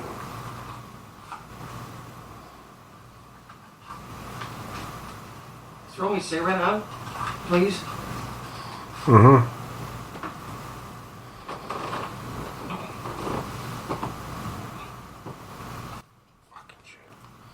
It's out of my way. Yeah, I don't know what happened there.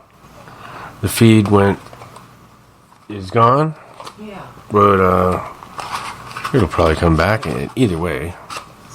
You sent him away, you fibber. Oh.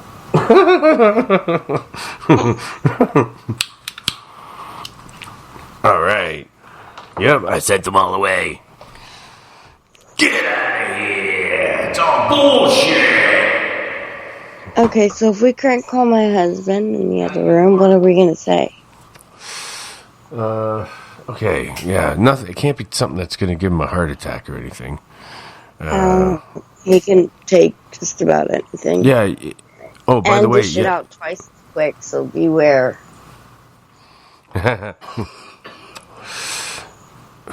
Yeah, okay. Yucks, you're in on Discord now, aren't you? Yeah. Oh, I got to turn him up. Hang on. Yeah, okay. Now, Yuck, you should be able to be heard. Hey, how you doing? Right on. Okay, I have to turn my other lines up. Right I can on. turn That sounds myself pretty up good. over here too. It sounds really good. Okay. No, What's going on, baby? It's been a fun weekend hanging out with you all this time. How about that? How do I sound now? Better? Great. You sound great. Everybody sounds great, actually. Yeah, man, it's been a good weekend hanging out with you, Wolf, man. Thanks for having me on your show again, brother. You're always welcome on my show, man. You're part of my show. I always appreciate it, baby. Okay, well, we're going to do something now. I just need a number. I got to Google a number or something. I'll use my voice phone. That's what I'll do. Fuck, this will be the easiest way. What are you doing? Chinese restaurant. Are you Syrian? Chinese restaurant near Gulf. Using Siri. Who else is on the line with us? That's Rachel. Say hi. Hey, Rachel, how you doing? From Spreaker. She's got a show too. What's your show called? House of Insanity, State of Crazy. Oh wow, cool. Right on. House of Insanity, State of Crazy. I like that fucking name. Are you only Spreaker, or do you do live shows, or just uploadable ones? Nah, I'm just getting started. I barely do anything. I have live ones on there, though. Yeah, they're not do very more. good. You'll see how it'll do more and more and more. I'll follow you right now. All right. House of Insanity, State of Crazy. Chinese restaurant. Let's get a little insane for a minute. Let's just let our craziness all hang out. It's good for you. I'll play a little music, you rant, I'll vent. Smoke them if you got them, have a drink on me. I will definitely have a drink on you, Rachel. Okay, that's definitely in Guelph here. Yeah, fuck it. I'll phone them. I'll phone one right. No, they're not gonna be open. No. It's 2:00. No, I need something in Chinese restaurant in probably.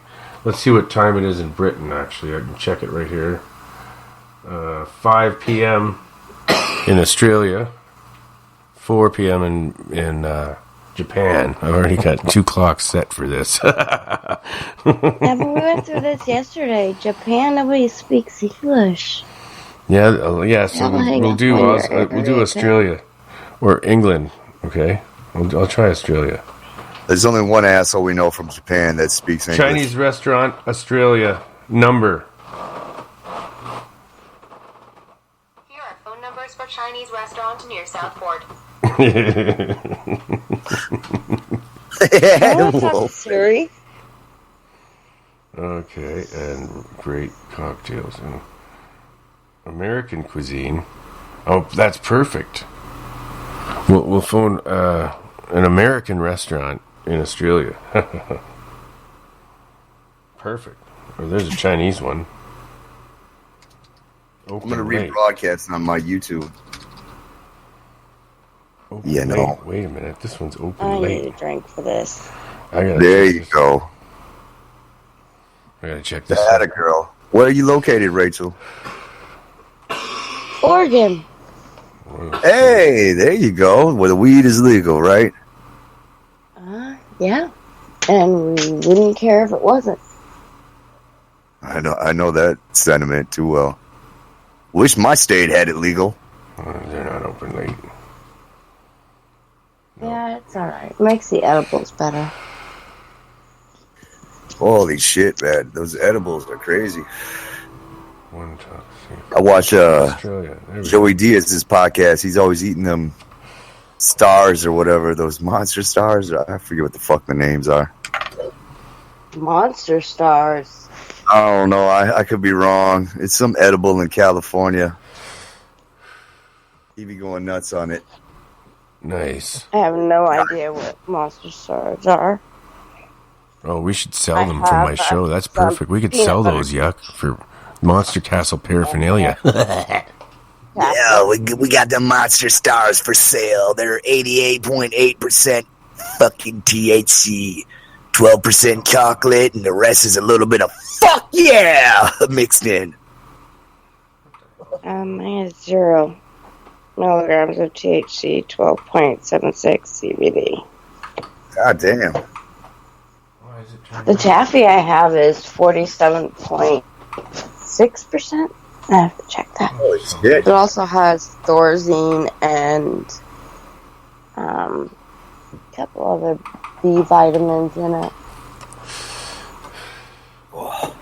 For some reason, the damn phone don't work on there right now. I had it working all the time, and then just when I want to do it, it just fucking thing. Well, I got to set up so I can make calls on Skype. I got a number. I got a number here. Okay, you ready? It's +61. Okay, I can't call Canada. Wait a minute, can I call Canada? This is Australia. Oh, I bet I can't call Australia.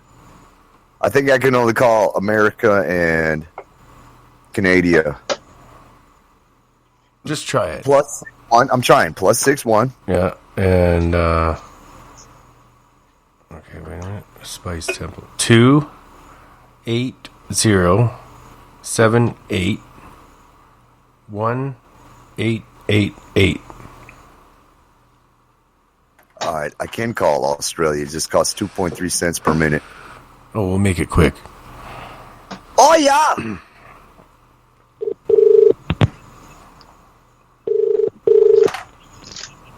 Good afternoon, Spice Temple Sydney. Francesca speaking. Yes. Do you have chicken balls there? Do we have what, sir? Do you Sorry? serve chicken balls? Chicken balls? Yes. No, I don't. No, we don't, sir. I'm so sorry. Ask her about kangaroo balls Do instead. you have kangaroo balls on the menu? Oh, dear. Goodness. Is this what one has come to in life? That one has to put up with this? I do say. Actually, I was serious. I wanted to try some kangaroo balls. She hung up. Oh, is this really what one has come to in life? I do say. That was good. Daddy, what do kangaroo balls taste like? Are they salty balls or not that salty? Let's call her one more time. No. We got lots of other numbers. I'll talk. I got lots of numbers, man. I got lots of numbers, dude. Okay. All right, fine. Yeah, we won't waste my 2.3 cents per minute. No, I got lots of other numbers from Australia. All right, fuck it. Let's go ahead. Australia plus 6-1. Okay, hang on. That was Spice Temple. She totally sounded Britain than a motherfucker. Perfect. Here's Ginley Chinese Restaurant. Australia. Getting the Chinese restaurant? Okay, this is a Chinese one. Maybe that one was. I thought they were Chinese, but they're not. We'll do this one. Plus 6-1. Okay. 88374 1288. Take it away, Wolfie. Shout out to the assholes on YouTube. Thanks for fucking tuning in again. Look at, I'm playing a video of a kangaroo playing with his balls right now. Good afternoon, Jimmy. Hello. Do you serve chicken balls there? Do you have chicken balls? Wait, what? Do you serve chicken balls, sir? We're serving what? Chicken balls. Daddy, you promised me balls. We're serving chicken. We're serving chicken dicks. You want to try? Oh, yeah. I like the real, actually, rooster balls, like the testicles. Do you serve that? I don't know what you're talking about, man. What about kangaroo? Do you serve any kangaroo? Yeah, we're serving dogs. Dogs? Do you serve the dog's testicles? Fuck you, man. Actually, I was serious. Do you serve cock and balls, Daddy? Say sweet and sour chicken balls. Fuck you, mate.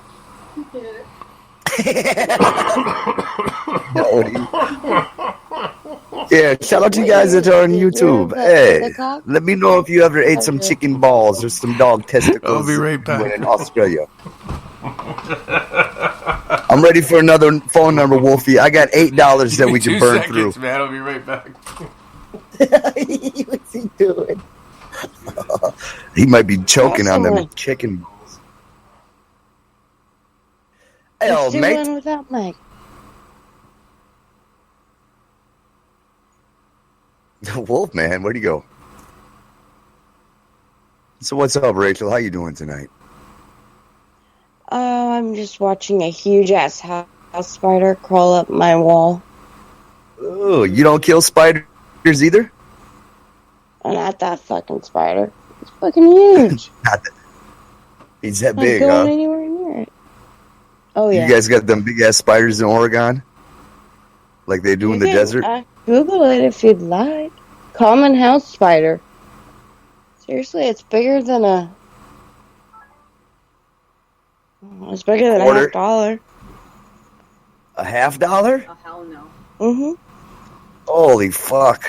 Never moved. Yeah, man, I would take that in and I like spiders. I don't kill spiders. My girlfriend gets pissed.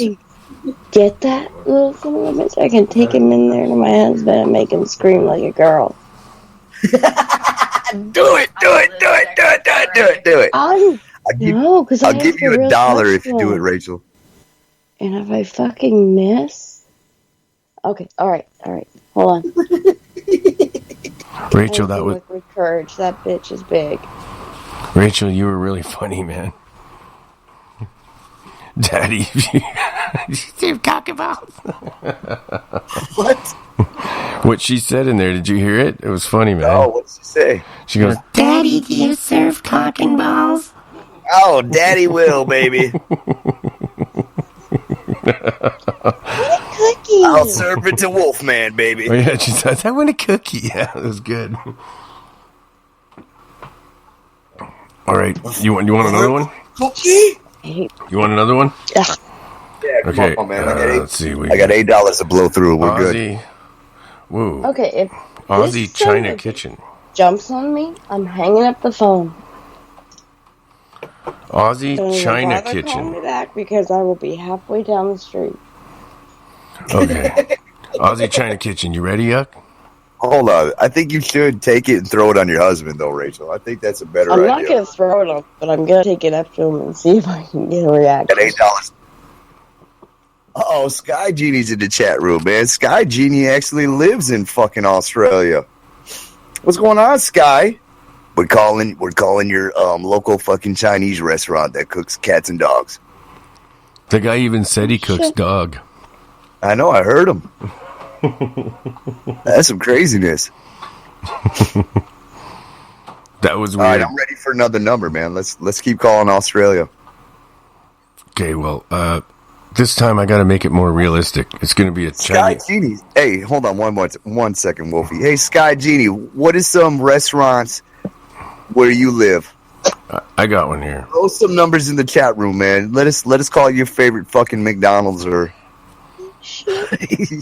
I'll tell him I got something that looks like a pubic hair in my hamburger. I'll call it McDonald's, sure.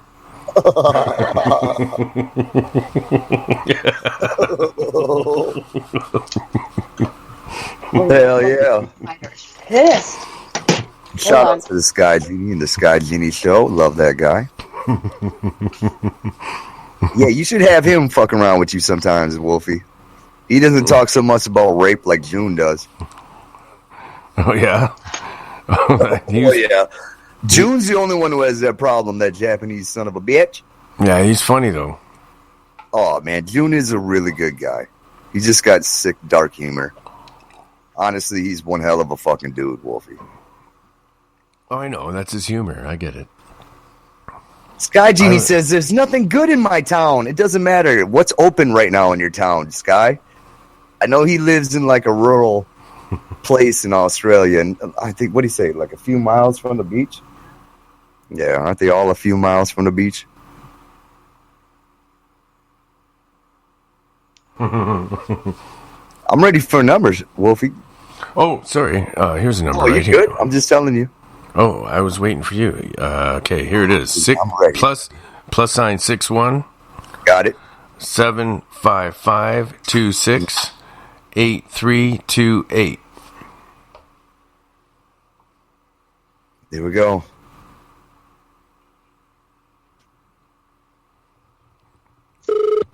I got this one. Okay.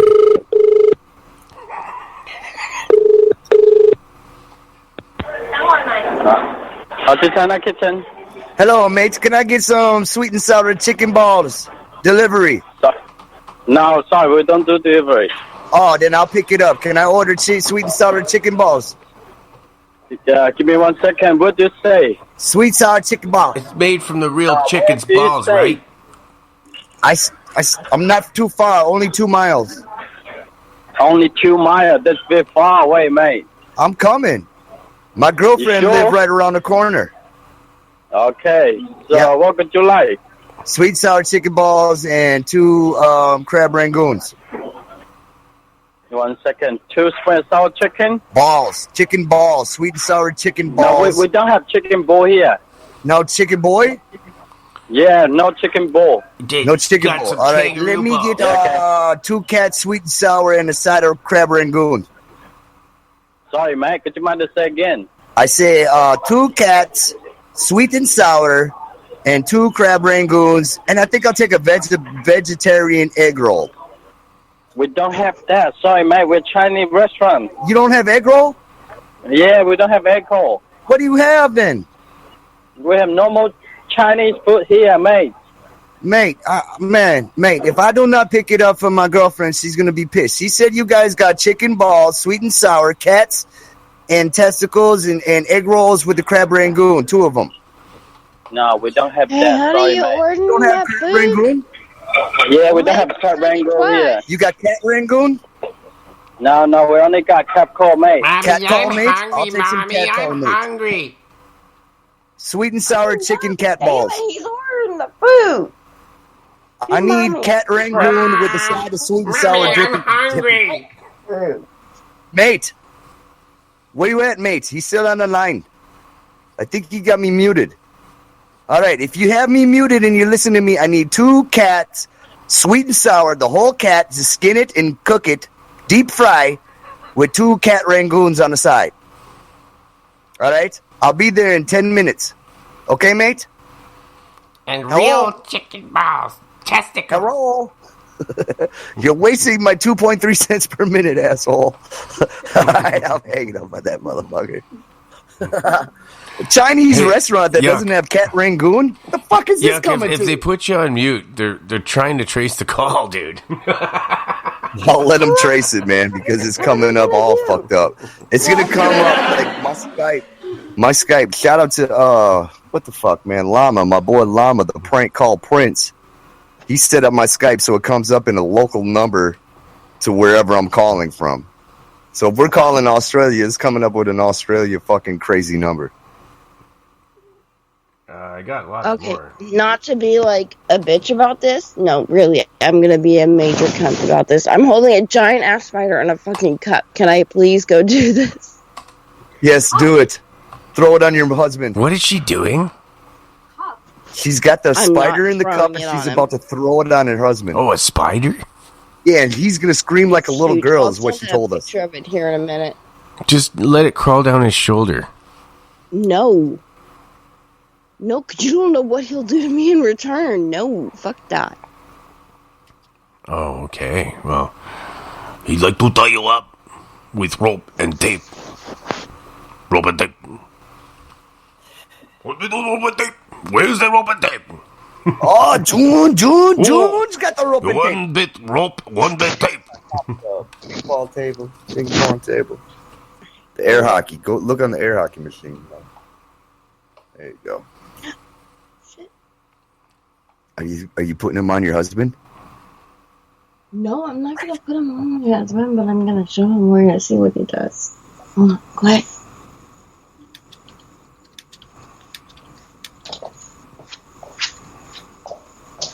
Hey, babe. What? What the fuck, Rachel?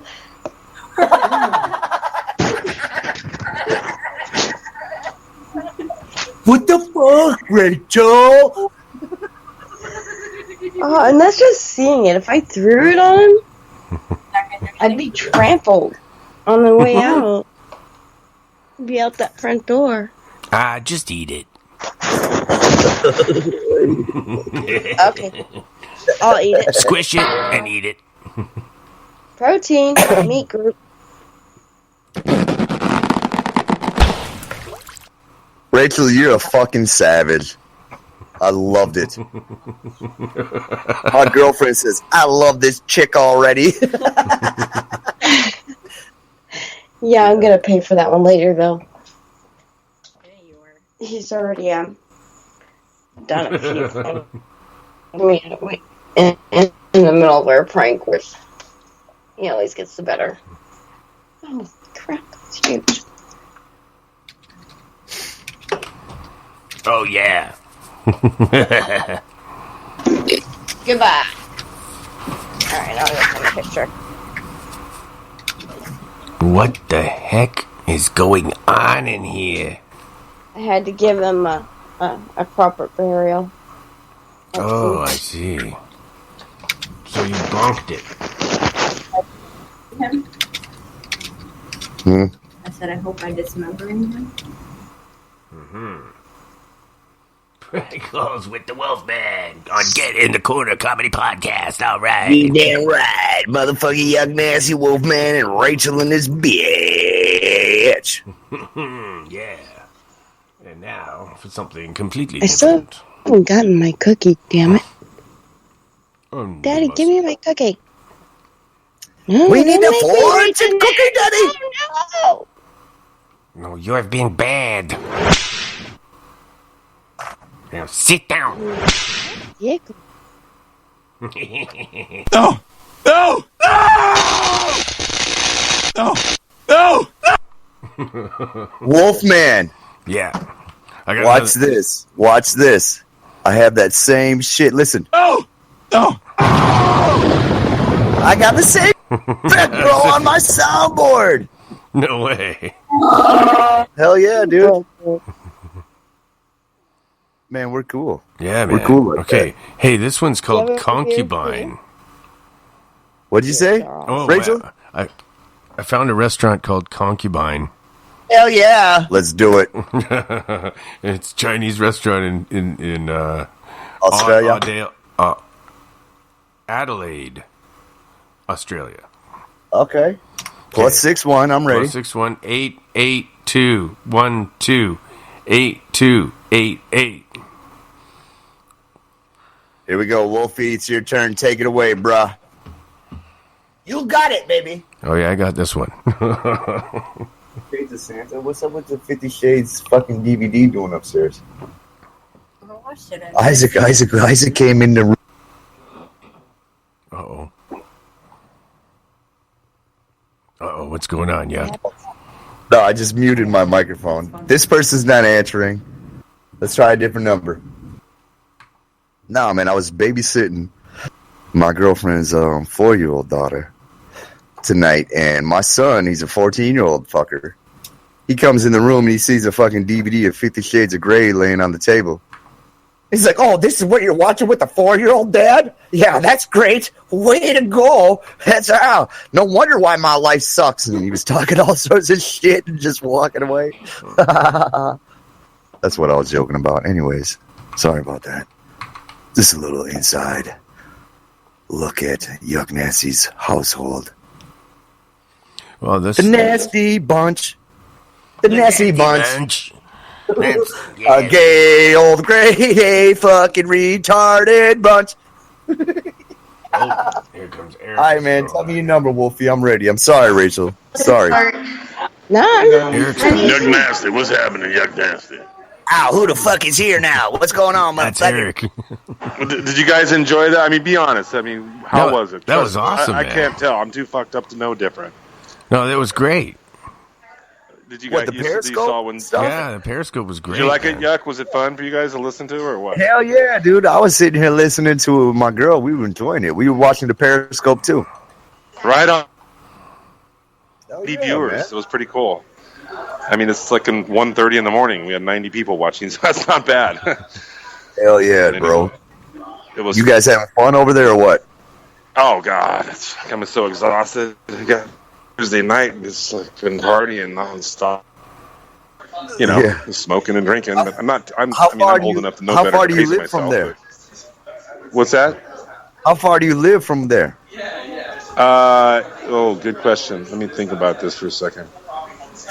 4, 7. It's about a 7-hour drive if I'm driving it like with no traffic. Right on. You guys are leaving tomorrow or what? No, we're gonna stay. Tomorrow will be like a recovery day. Yeah, we really haven't slept much. And then Tuesday. Actually, there's some shit there's some places around here where people go to watch UFOs in the sky that everybody goes to that we haven't gone to yet. I mean, we could see them from where we're staying right now. I mean, we can see them. But there's other spots that are like more sacred. There's like a vortex or whatever's happening that you pretty much they're there all the time. So we'll be a lot. Well, the party's over, so that's probably what we'll do tomorrow night. You know, just chill out. And then Tuesday, I take the Reverend Polk to the airport. I think his plane leaves around 10 o'clock at night. And then I got to drive all the way the fuck back to where I live, so I won't get home till like 3 o'clock in the morning. So I'm pretty tired, but it's worth it, man. This is a lot of fun. You're damn right it's worth it. That's what I was about to say, man. You can only do certain things sometimes. You might as well live it the fuck up, right? Yeah, it was a blast. It's, the people here are so cool, man. It's because what's cool about Jimmy Church is that he's got this kind of vibe where everybody wants to be part of the family or the group or whatever. So every year they come here, and this is my first time, but I already know most of these people anyway. But they've been coming for years, so it's like a giant family reunion. But there's no family history drama. So I mean, everybody that knows everybody, they get along, they have a good time. They party, you know, the whole 9 yards. It's just a blast. Hell yeah, man. That's fucking awesome, man. I'm glad you had fun doing it, brother. You ought to come next year, Yuck. I mean, tell me where you live again. I forgot. Wisconsin. Well, fuck it. You can still make it. It's worth it. Trust me. I mean, I don't know how old you are, but you get that bucket list rolling. This needs to be on it.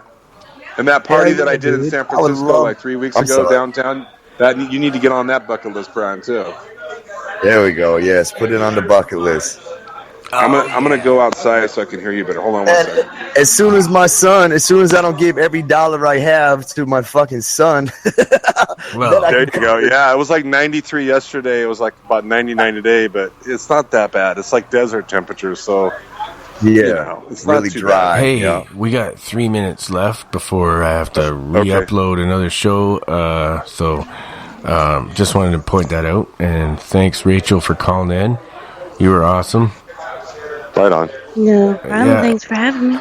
I wonder how that spider did that and just magically appeared in your glass. I need another beer. Oh, that's because asshole talked me into catching it. Asshole? It was on my wall. Oh, I get it. I'm the asshole I that was talked away you into from the catching mic. it now? Yeah. I didn't want to go anywhere near it. Yucky. Rachel, you are the best. Yucky. Good talking to you, man. Good meeting you tonight, Rachel. Hell yeah. I ain't going no wolf, man. Are you fucking shutting the show down or no? No, I'm going to reboot it up with the Dirty Rotten Taro show right after this.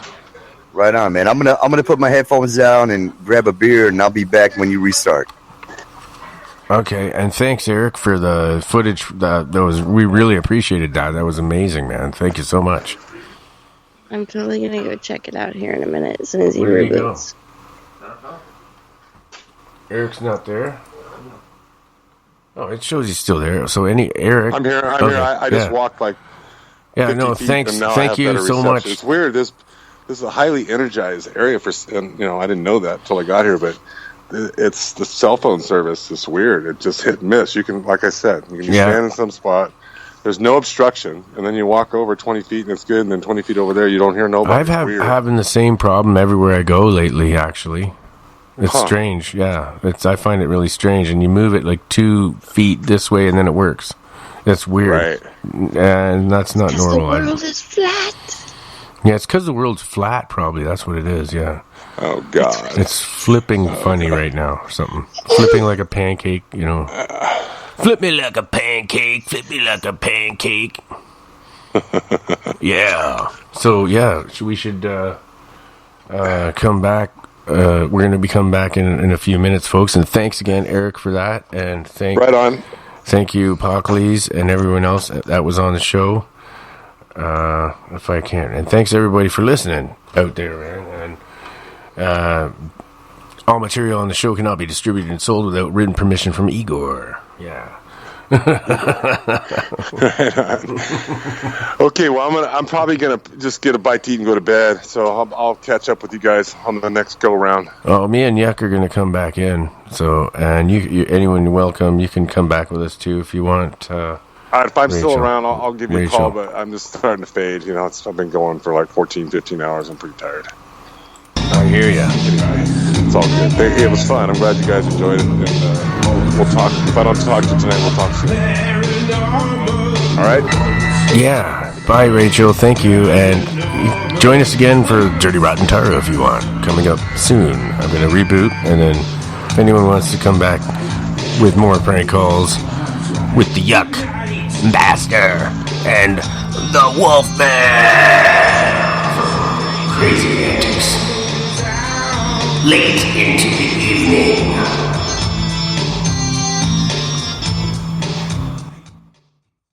Monster Castle. Paranormal. Radio Hound.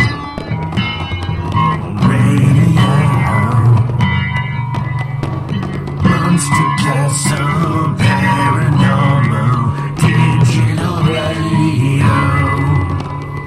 KTLK.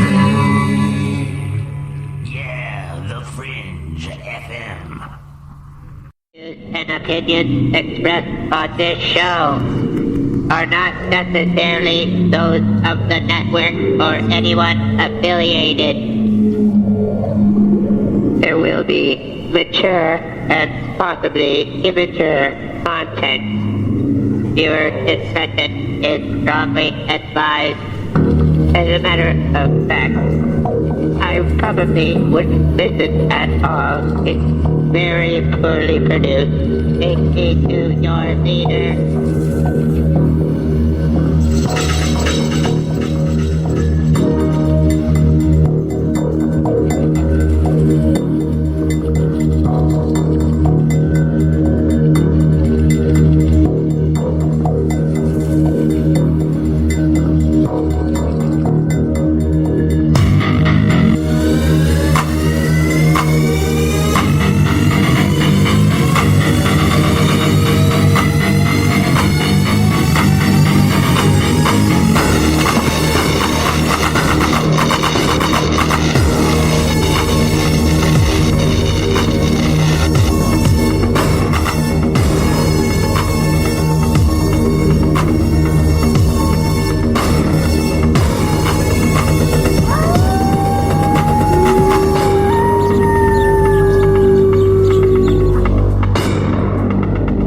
Welcome to the Monster Castle Radio Show.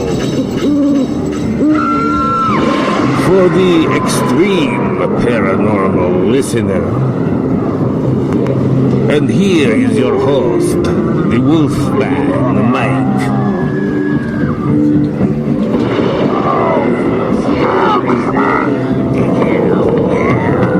This is where the real freaks hang out, alright? Yeah.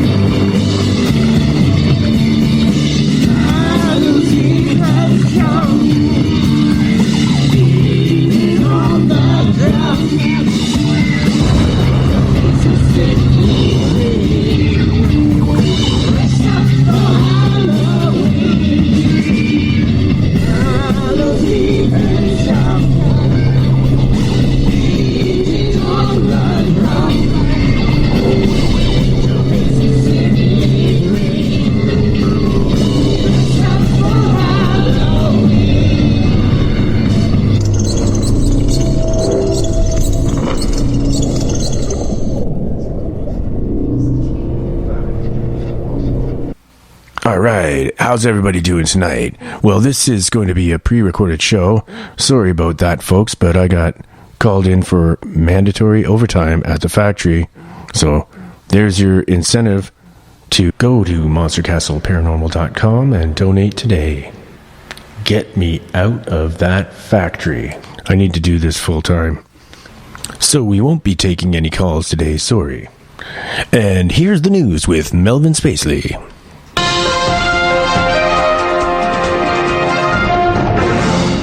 Mass evacuation of Antarctica happening just now.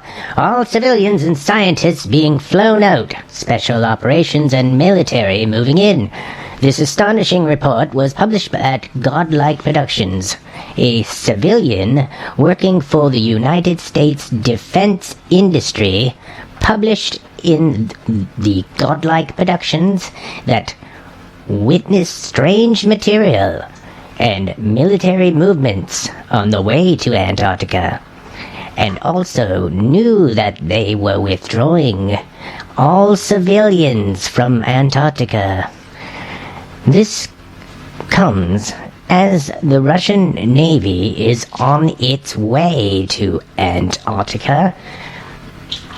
Why are they sending an entire fleet of armed ships there? Very strange. He also learned that the military was preparing to move anything from Antarctica, and that everything was surrounded by secrecy. They're moving everything, including civilians, out. I wonder if some sort of ultimatum was laid down to world leaders, hence the elite rushing down there, and that ultimatum was not met. So, at the same time, I decided to do a little research and find out that you can still book a trip. It's called Backtrack Travel from Australia, and you can find the website Backtrack Travel and actually book a trip to Antarctica in March 2017. So this is kind of contradictory, yet I don't believe you're allowed to actually go on the land. It's basically what is this, looking at penguins and seals. It doesn't mention actual landfall, just going around and looking at wildlife. This is Melvin Spacely for Monster Castle Paranormal News. Thank you.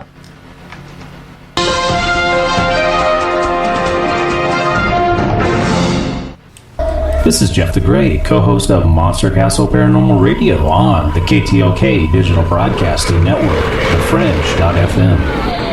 Alright, and this is the Wolfman Mike here, alright. And it looks like,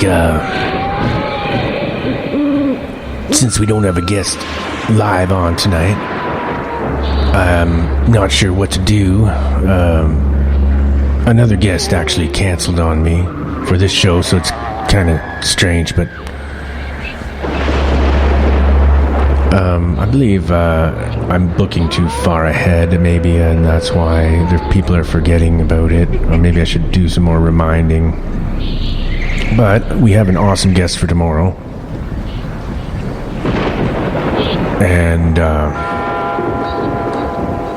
I think Igor has an idea for me. Igor, you come up here. Come up here.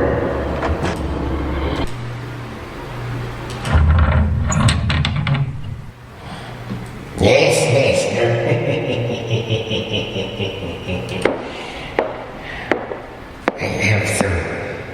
I have something for you. Yes. I found it in the dungeon, and it's some old tapes with spooks.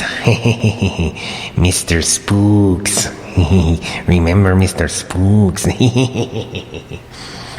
Yes, Igor, not far out. I dig it, man. What a great idea. Thanks, Igor. All right. So now we got something to play. All right. Thank you, Igor. You're welcome, mister. Now go away, you stink, man. You go back down into that dungeon, and thank you very much, but you do stink, so go back down. I'm sorry. I go play with the bodies and things downstairs.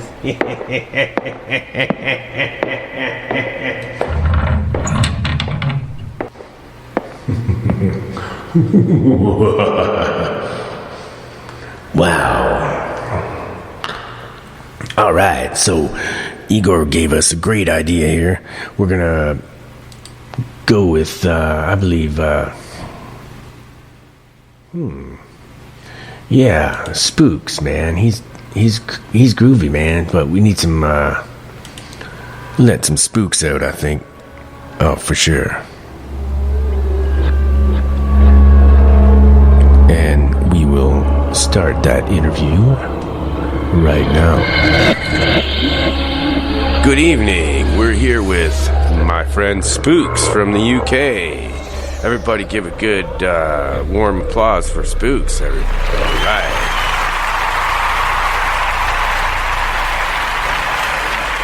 How are you doing, sir? You like that intro? I was a bit behind, I think. I do that for everybody. Lately, anyway. How are you doing, sir? Not so bad. Not too bad. Not too bad at all. You fire away with the questions, and whatever you'd like to know about me, I will tell you. Well, okay. Let's start from where you come from, maybe a little bit about yourself, and how this high strangeness came upon you. Oh, crikey, that's a long story. Well, I'm 65 years old. I live in the UK.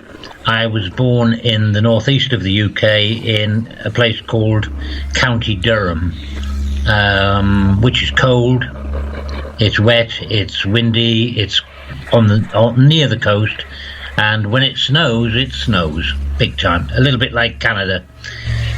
I was the son of a policeman. Well, I still am the son of a policeman. He is now 93 years old, my dad. My mum is nearly 90.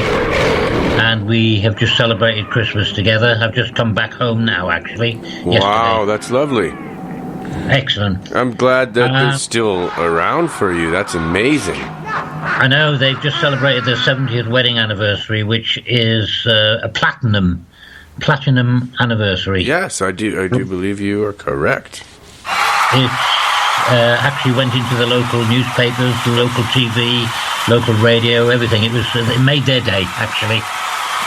Wow. I left home when I was about 21 years old, 22 years old, and I was a carpenter. I had just come out of my apprenticeship as a carpenter and moved to the south of England, where I was a young 22-year-old, tall, slim, handsome, long hair, bit of a hippie. I never did any drugs or anything like that. I just was a bit of a womanizer, really.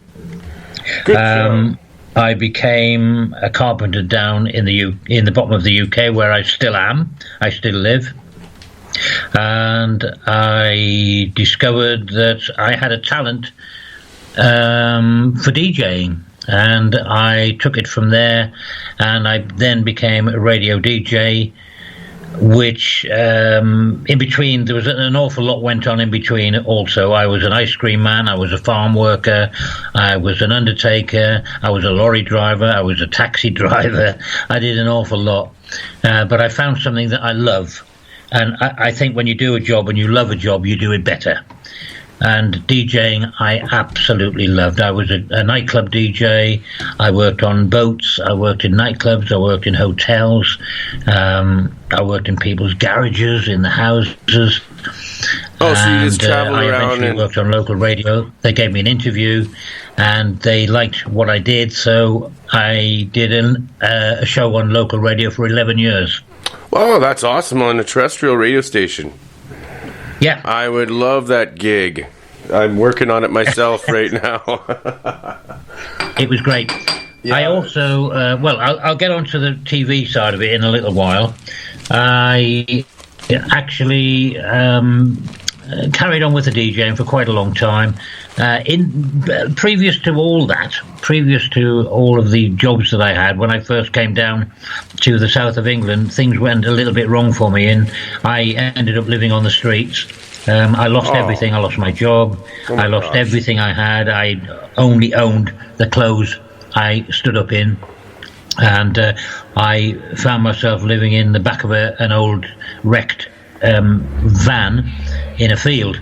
I was stealing milk off doorsteps. I was stealing bits of food from wherever I could to survive. I've been there. Been there and I've done that, but it sounds like you had it worse, because I found friends that were able to take me in and I got back on my feet, but I've been there. Well, I on my feet, yeah. I had a guy that lived up the road. After about 8 months, he came across to me and he said, "Spooks, I've seen enough." He said, "Right, we're going to get you back on your feet. You come and live with me."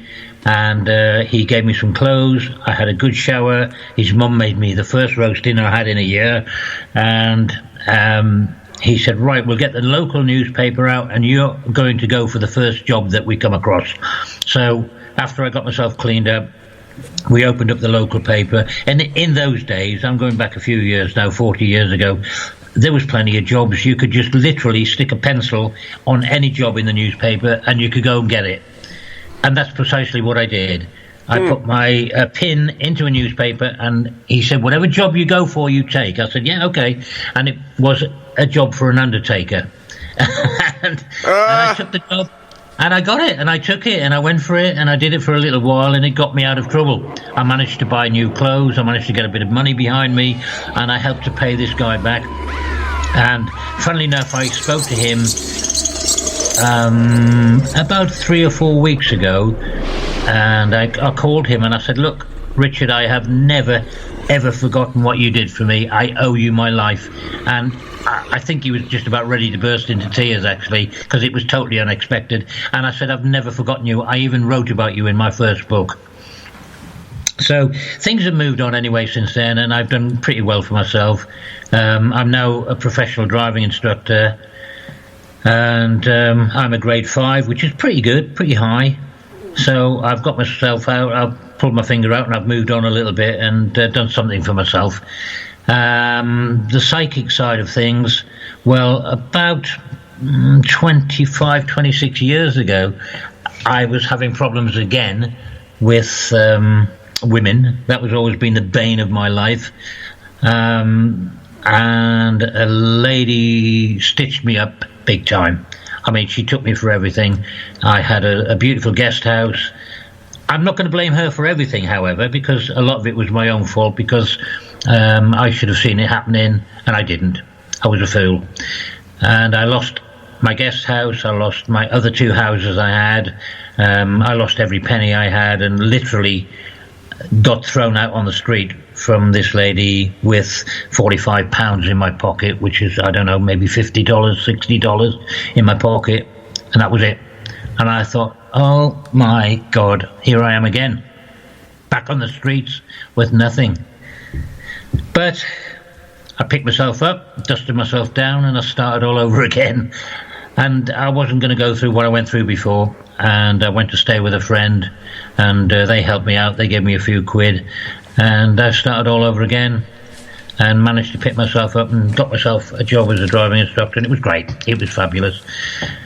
One night, I went to see a lady I know who, she wasn't a psychic. She was very much into all the spiritual stuff, and she said, "Have you ever thought about getting into the spiritual side of things?" And I said, "Well, what are you talking about?" She said, "Well, it might do you some good, because you seem to be going down the wrong path all of the time. You're hitting the drink, you're chatting up all the wrong girls, you're ending up losing everything you've got every time, and, you know, maybe you should just turn a corner and take a different path."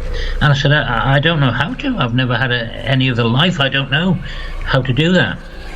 So this lady, she's called Mandy, she actually started to teach me about crystals. Have you ever heard about those?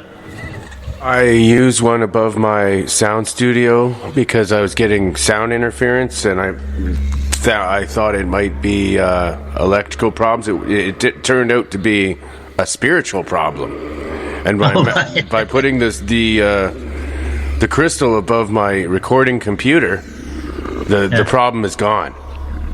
Excellent.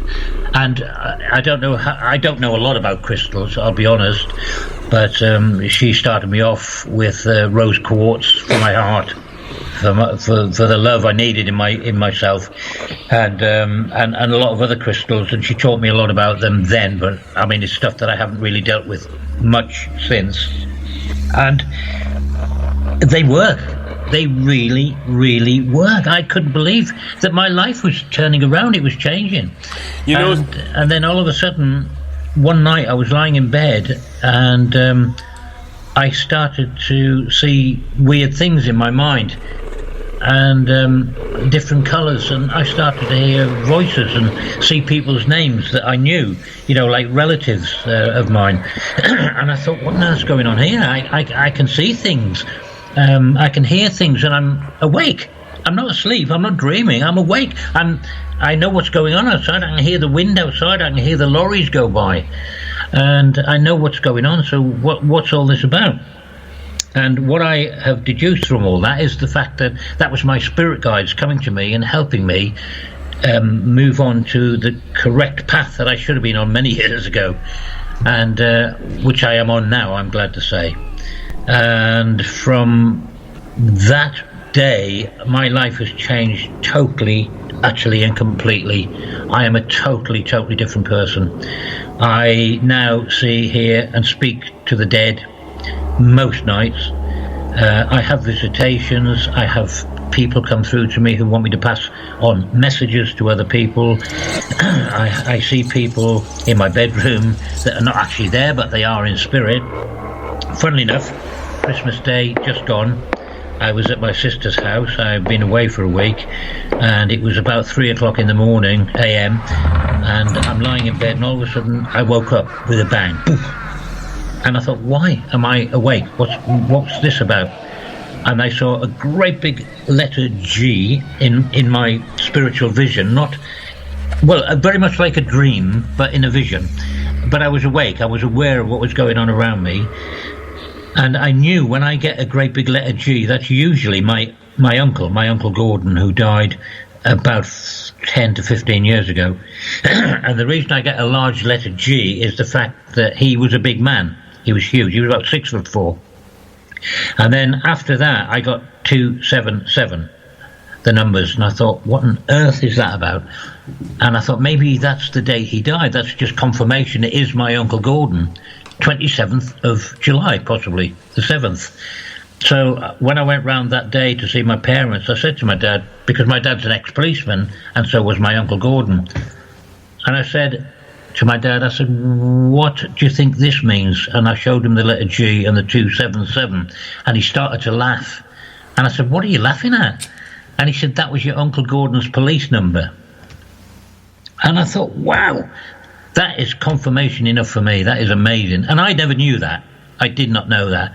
And my Uncle Gordon had come through from the spirit world to say hi to everybody on Christmas Day. I mean, that incredible. Wow. Amazing. Okay, we gotta give a cheer for that one. Uncle Gordon comes back. Right on, man. Right. That is groovy, man. Wow. Had to do that. That's quite a happy moment. I could actually sit here talking forever and ever. There's so much happened to me. I mean, I've written 3 books now. Excuse me. I've written 3 books which are on Amazon. Am I okay to mention them? Oh, of course. Go plug away. Yeah, that's what we're here for. Well, the first book I wrote probably 12, 15 months ago. It's called There's a Ghost in My House. And it's written by Spooks, myself, and it's on Amazon. It's an ebook, so it's good for Kindle and, that sort of stuff. That basically tells you a very brief story about myself when I was a little bit younger and how I got into all the spiritual stuff. The first maybe 30, 35 pages, and then the rest, the next 230 pages, are all about spirits, ghosts, visitations, visions that I've had, and they're all short, true stories. There are some photographs in there of real spirits, real ghosts that have never been seen before. None of the stories that I tell in my books have ever been heard before, because they're all about me, myself and my friends, things that have happened to us that are just totally unexplainable. My second book is called A Walk on Spirit Street by Spooks. Again, it's an ebook on Amazon, and my last book, which I've got out at the moment, is called Ashes to Ashes and Back, and that's by Spooks, and that again is on Amazon. My fourth book, I'm on page 52 of my fourth book, and that should be out hopefully middle of next year to the end of next year, and that will be called I Will Be Back. And the reason I called it that is because we do come back, and we can come back, and we will come back and visit our loved ones, you know, when we're needed. Once we've passed over, we will come back and give our loved ones a little bit of love and affection and help if they're in times of need, or just on birthdays, wedding anniversaries, and like my Uncle Gordon on Christmas Day. And that's pretty much where I am at the moment, although there are a lot of stories I don't want to go into too much that are in my books. Like, I'll tell you one about my wife, who my wife, I got married in 1979, and she was a singer. I was DJing in a nightclub at the time, and she was a singer in a band, and we just met and fell in love, and hey ho, away you go. Unfortunately, because she was playing in a band, she disappeared, playing around all over the place, and met somebody else, and I didn't actually know what was going on, and I found out that she was seeing another guy. So we split up. She got remarried, and then one day I was doing a disco for some people, and this lady came across to me, and she stood in front of me about 6 feet away and looking at me, and I felt very uncomfortable. And I thought, what on earth is she looking at me for? And she come across and she said, "Hi, are you Spooks?" I said, "Yes." She said, "Oh, have you heard about Julie?" I went, "Julie who?" She said, "Your wife?" I went, "No." "Oh, well, she had a baby or something?" She went, "Oh, no, Spooks, no, she's dead." And I'm not kidding. It was like somebody had hit me in the stomach with a shovel, and it knocked me down on my backside. I sat down, and I couldn't breathe. I just burst into tears. It was such a shock. It was the biggest shock I've ever had in my life. And I managed to get through the night. I had a roadie with me, and he finished the night off. We packed the stuff in the trailer, and I went home, and I was lying in bed, and I lay there, and I was just saying, "Julie, just let me know you're okay. Please, I don't care what you do. Pull the sheets off me if you have to, or pull the quilt off me if you have to. Flash the lights, tap on the window, knock something off the shelf, I don't care. Let me know that you're okay." And I had the quilt over my head. I was just in tears. I was so upset, you wouldn't believe. And all of a sudden, a white light just lit my bedroom up, brighter than any light I've ever seen in my life. It shone through the quilt, and I actually thought it was a burglar, because I have a burglar light in my back garden. So I pulled the quilt off myself to jump out of bed really quickly, and I pulled one leg down onto the floor, and as I sat up, my wife was stood at the end of my bed in full figure, white, bright, shining light, and my hand on my heart, on my mum and dad's life, I'm telling you the truth. She stood there for a full 30 seconds. And I just said, "Please don't go, don't go, don't go, don't go, don't go." And she faded away gradually. And the feeling of love that she left in that room was unbelievable. And I've never worried about her since. What happens to me all of the time now. That's what happens to me. I'm sorry. Yeah. How did she die from? She was 31 years old. She had a heart attack. What the hell would cause that?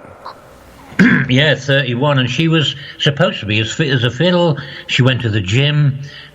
She went running all the time. She went to the gym 3 times a week. She never drank alcohol, only water. She only ate white meat, chicken, and Yeah, fish. it sounds very shocking, like how you would never expect that. So nobody ever found out what exactly caused the heart attack. I didn't go into details. Well, I couldn't because she wasn't my wife anymore. Oh. She had moved on to this other guy. But the fact that I spoke to a lady who was much higher and wiser than me spiritually, and I told her what had happened, and straight away she looked at me and her eyes filled with tears. She said, "Joe," she said, "that is amazing. That is just fantastic." She said the love and the power that she's used, the energy that she's used to come through is just amazing. She did that for you. It just shows how much love she did have for you, which I'm fascinated about, and I'm still into it big time. I was on. You've heard of Ghost Hunters in Canada, I take it? Yeah. Yes. Well, I was actually on the very first Ghost Hunters show. Oh, must be 20 years ago, possibly, in the UK, and it was nothing like it is now. Nothing like it is now. Nowadays, it's all dark lights and screams, and I've been touched and things have been thrown at me. But back then, when they did the first one, it was just an interview, basically, and like you're doing now, pretty much. That was it. Yeah. But I had. I can tell you a little bit about it if you want to hear about it. Sure, yeah, I'd love to hear about it. That's so long ago, nobody's going to remember. We got to remind them. Oh, right. Well, I lived in a little flat in Devon in the UK, which is where I live now, and it always had a strange feel to it. And I kept, after probably 2 or 3 years, maybe 4 years, I'd done the place up a little bit because a friend, I don't know if you remember, I mentioned Mandy, who got me into this spiritual stuff and showed me all the crystals. Well, this flat, actually, it belonged to her, and her relationship had split up, and she said, "Spooks, if you want this flat, you can have it." And I went, "What do you mean, have it?" She said, "Have it, pay the mortgage, and it's all yours." I went, "Really?" She said, yeah, take it, man, you know. So I moved in, and there was a lot of work to do in there, and I started to do a lot of work on it. Now, I don't know how many people listening know that if you do any work in a house that is haunted or has a resident spirit or ghost, then you tend to sort of wake them up, and if they don't like if they don't like what you're doing, they'll let you know. Oh, they get really pissy at any changes. Oh yeah. That's exactly what happened here. I started to do work and plastering and new this and new doors, new kitchen, put heaters, radiators, all sorts of stuff. And all of a sudden, I started to smell what was like a fishy smell. Oh, and no. I thought, what on earth is that? And somebody said to me, "Oh, it smells like the plaster drying off." And I thought, "Oh yeah, it could be." And it went on. But the strange thing, Wolfman, was that it came every single night, 7 nights a week at the same time, 5 minutes to 5 o'clock. Are you sure it wasn't a hooker? And I thought, that is bizarre. And I'm familiar I spoke to my friend Mandy, and I said, "Did you ever smell this in this flat that you lived in?" She went, "No, never. So it went on, and we decided to get in a psychic medium. And he came in, and he said, "Yeah, you've got somebody coming through here." And he just stood there and shut his eyes. And he said, "You've got an itinerant fish merchant from something way back in the 1700s or something like that. And he's walking right through where your house is now, which was the path he used to take with his horse and cart." Oh, sadly, my God. Where your house is, he was attacked and murdered. My Lord, wow! Did you look into it to find out whether? Yeah. Well, this is what the TV show was all about. So they went and this medium gave me the guy's name, and he was called James Goldsworthy. Okay, well, let's hang on right there, and right now we're gonna have a little. I'm gonna put on something really groovy. All right.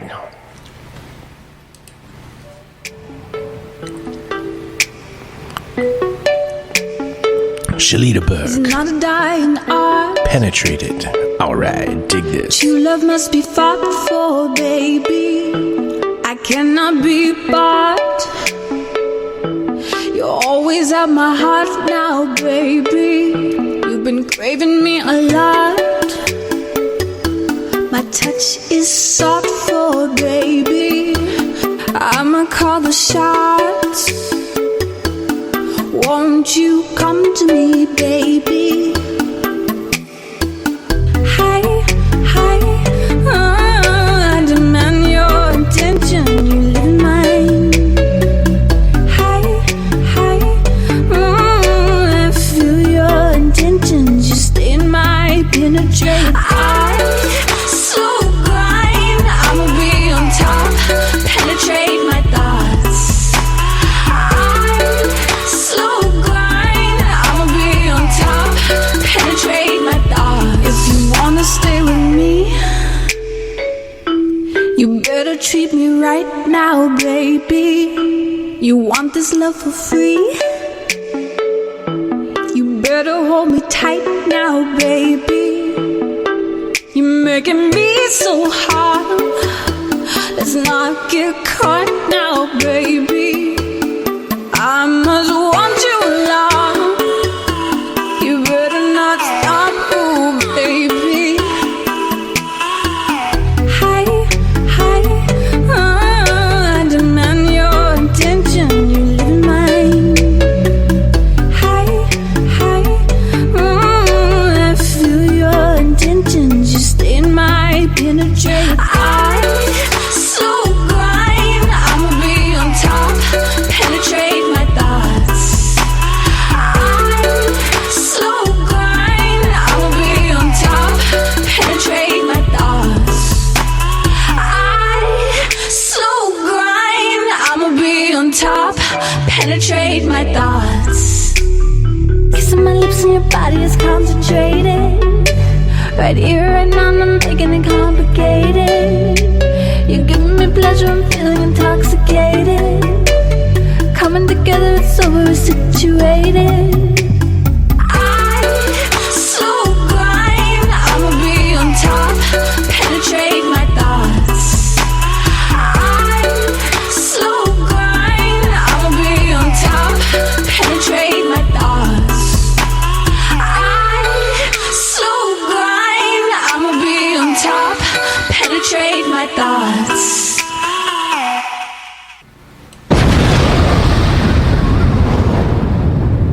This is the Monster Castle Paranormal Radio Show. We explore the paranormal phenomenon with researchers and skeptics from all walks of life and beyond. Fridays and Saturdays, 9 p.m. Pacific, midnight Eastern, on KTLK Digital Broadcasting Network, thefringe.fm. Visit our website at monstercastleparanormal.com.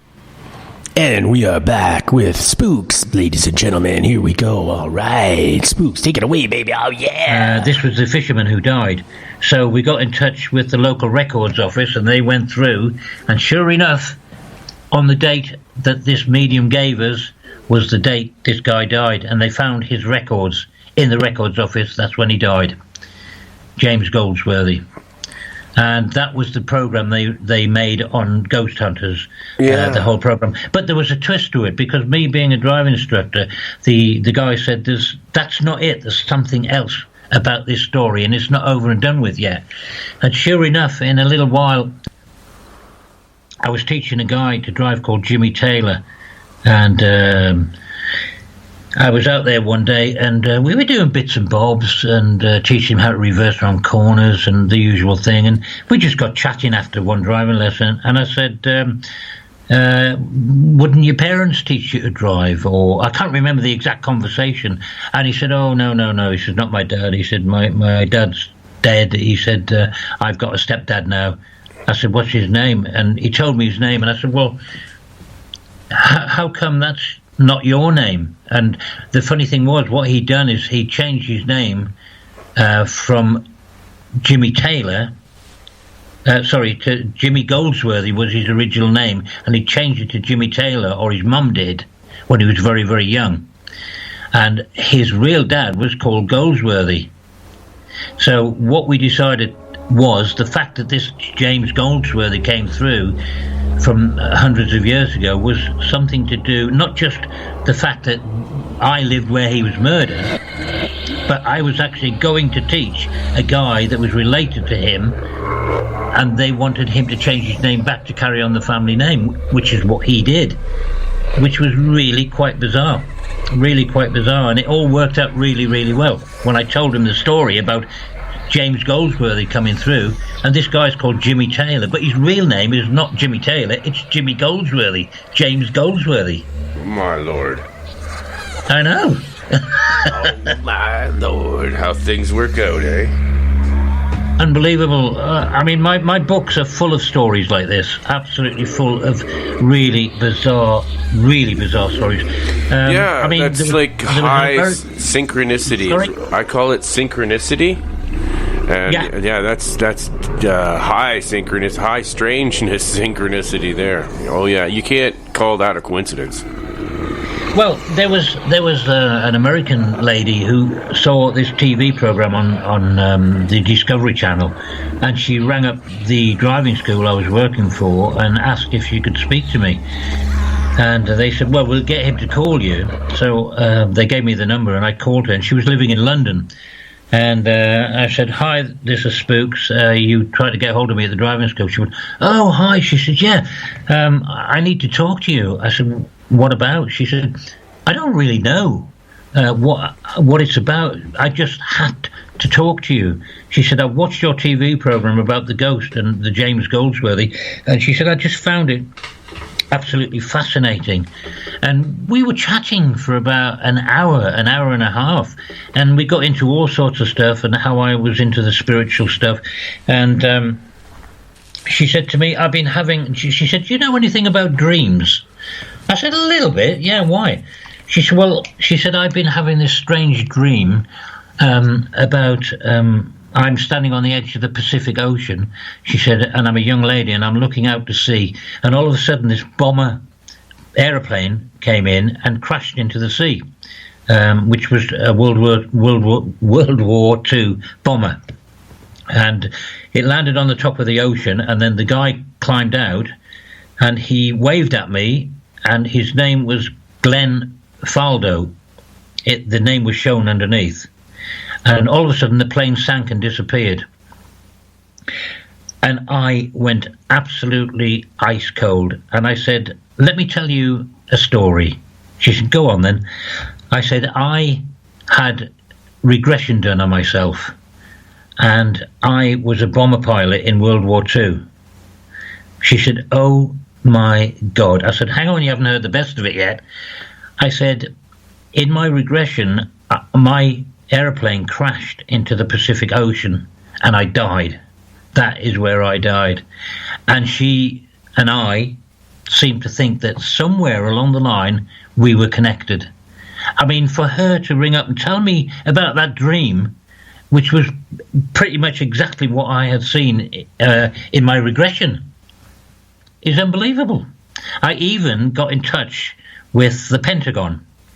I emailed the Pentagon and I said, what is the possibility, and I know that this is probably going to sound stupid and you're probably going to think I'm a crank and I need locking up. Can you have a look to see if you can find this guy, Glenn Faldo? And I explained the situation about what had happened. And funnily enough, this lady was a great believer, and she went through all the records for me, and she could not find, unfortunately, the name that we were looking for. She said the chances are he probably wasn't American or Canadian or anything like that, because there were so many different countries that were fighting in the Pacific at that time. And I think probably Glenn Faldo, I don't really know what country that would come from. Okay. So, all right. Yeah, it sounds to me Faldo like an Italian or some kind of a, maybe even Hispanic, but Glenn. Faldo. Well, that's the thing. You see, Glenn is a Scottish name. Yeah.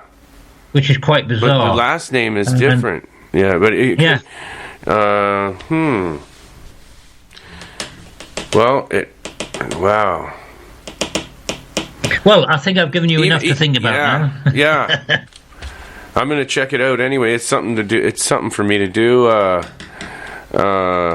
If it would help, I could help it. Well, yeah. I'd love to know who I was. I mean, the Pentagon haven't got it on their records, so it's not a registered pilot. But I was a pilot. I saw myself in that plane.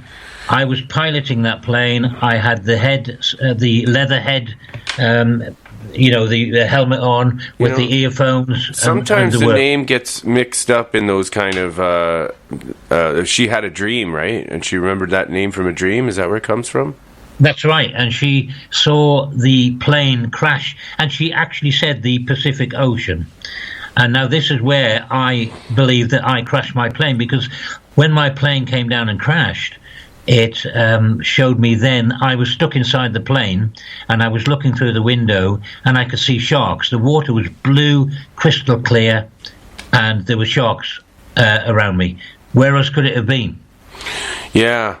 How old were you? What year was it when you were born in this life? I was born in 1951. So if I'd have died in 1945, say, that gives me 6 years, which is about right. They say you normally come back after around about anywhere between 3 to 7 years. You're back again in your next life, learning your next lessons. Yeah, I was going to say the same thing. I agree with you, sir, completely. But the weird thing is that now you will never, ever, no matter how much you offer me, get me in an aeroplane. You will never get me on a boat across deep water. And you will never get me going through a tunnel because I'm claustrophobic. And I think this is all to do with my past life. Different past lives, more than one. Like, the more you have, I've had other, I've had others. See, I've been told that I was a female nurse in the Crimean War. I was around in the times of Genghis Khan. I was going around chopping people's heads and legs and arms off. I mean, I was a nasty guy back then, you know. So I'm glad to say that I've actually found my feet, and I'm a pretty nice guy in this life now, you know. And I treat people with respect. I treat women with respect, and I like to help anybody. All my spiritual work that I do, I don't charge for it. I ask them if they're happy with what I do for them. They put money into cancer research because that's how I lost my brother, and that's my charity. Oh, that's the one I would give all the money to. I just wish that they do something good with that money. I have a bad feeling about it, that nobody really wants to give the cure on that one, and that's a money racket. Well, it seems to be one of the diseases that they haven't really got a cure for at the moment. So, I mean, I keep it pretty local to where I am and give it to a fairly local cancer charity. They look after people when they go into the home. Well, they know them. They're not coming out again, and they give them a life of luxury for their last few weeks of life, or last few months of life, and that's, to me, a little bit of dignity. Great. Yeah, that's great. That's an awesome thing. Well, I totally agree with that. It's just, you hear about all these things, and I've heard about this machine. Now we're going off topic, but uses electricity to actually kill the cancer cells, and they've known about it for years and years. They paid. Yeah, they come up with things, but nothing ever comes to fruition, does it? They talk about it, and then you think, well, what on earth happened to that? Where the hell is it? They get shoved under the rug. And I think paid off to shut up. Probably by the big pharmas. Makes you wonder, doesn't it? Well, I think the big pharmas have everything to do with it. As a matter of fact, I think that some of the drugs that they're giving us are causing cancer, along with the petroleum that we're breathing every day when you walk down the street. The exhaust, exactly. The petroleum exhausts are doing it. I don't care what anyone says. I was a tobacco farmer, and it's not the tobacco. It could be chemicals that they mix in the tobacco. I smoked 20 cigarettes a day, but I haven't. I used to many years ago, and I haven't smoked for probably nearly 30 years now, 25 to 30 years. I drink a couple of pints every night, probably a little bit more over New Year's Eve. But I used to be Not so much an alcohol. Well, I suppose, yeah, I was a bit of an alcoholic thinking about it, because, I mean, I would drink... Me too. All right, let's party. Okay, we're having a short break. I would drink a whole bottle of gin a night and 3 or 4 or 5 pints as well. Okay, I'm coming over next time I come. And maybe you could show me Stonehenge. Are you near Stonehenge? Now you've hit the nail on the head. Well, here's the story for you. Oh, but we got to take a break right here. One break coming up. Those of you who renounce this superstitious and hysterical program of the MCP. You've seen ghosts. Talk about them. Aliens, talk about them. Are you kidding me, Wolfman? You literally had ghosts calling on a ghost box. But you're going to lose a lot of credibility. Lake Monster gobble you up in one fucking bite. I'm calling you out, my friend. You were scared of the girl from Texas. Well, I sure wouldn't be sitting there admiring the rippling glistening fucking muscle of the fucking marsupial. She was hairier than this ass fudge. Oh my goodness. Who in the world are you? Hollering like that. Angry as life. Do your neighbors hear you? You must live in the forest for you to yell that loud. The Monster Castle. Paranormal Radio. Witnesses have described it as not quite right. Alright, the Wolfpack. Oh my goodness. Oh yeah. I'm only over here because I heard your sweet fucking voice on the phone.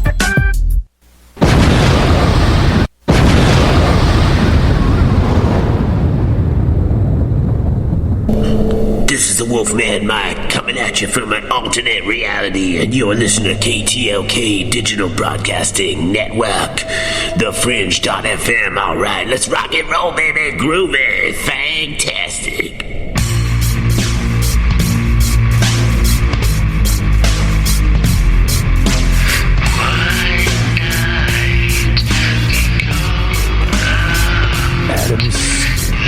Adam Strange from our own castle.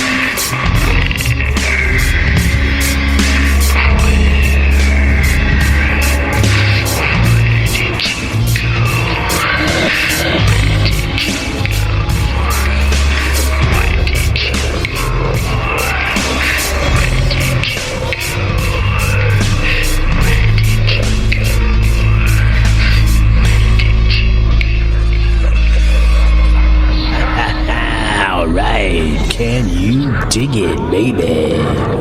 Groovy. That was our own Adam Shadow. Yeah.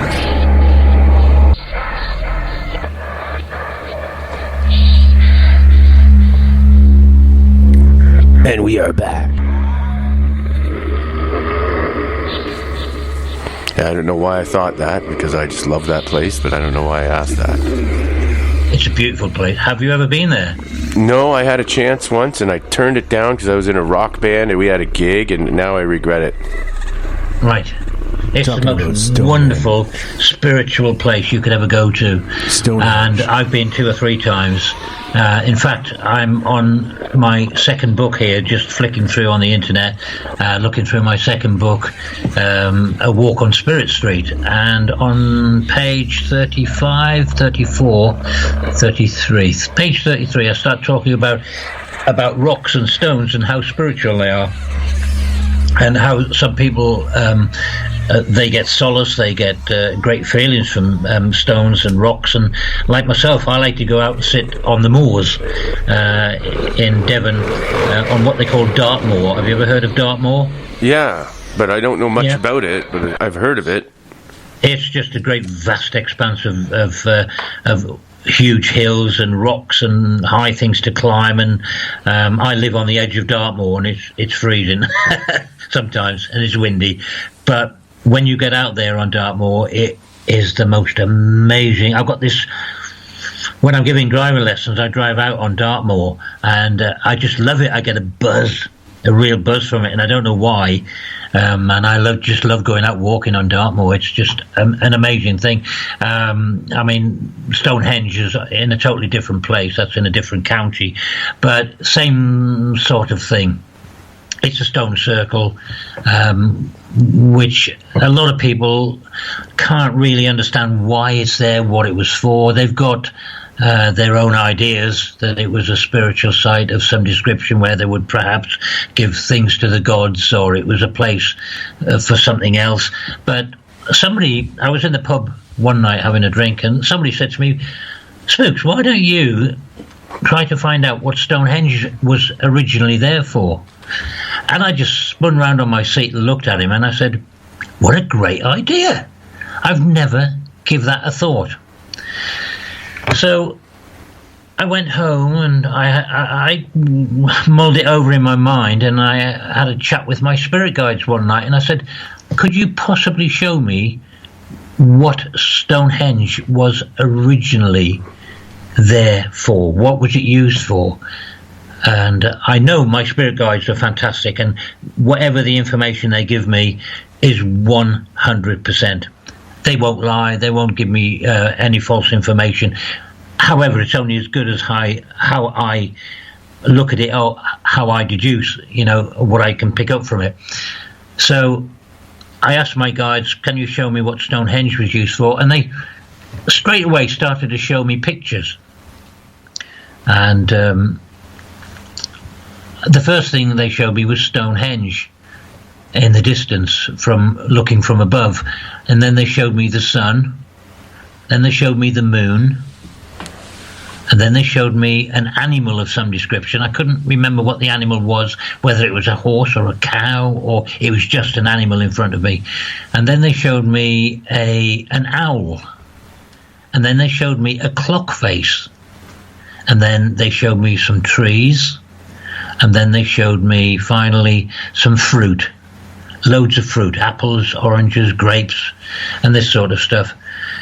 And I had to work out what I thought that was all about, what they showed me for. And what I deduced from what my guide showed me was that Stonehenge was a giant clock of sorts, a calendar which showed the times of the day, the times of the week, the month, the year, and also the seasons.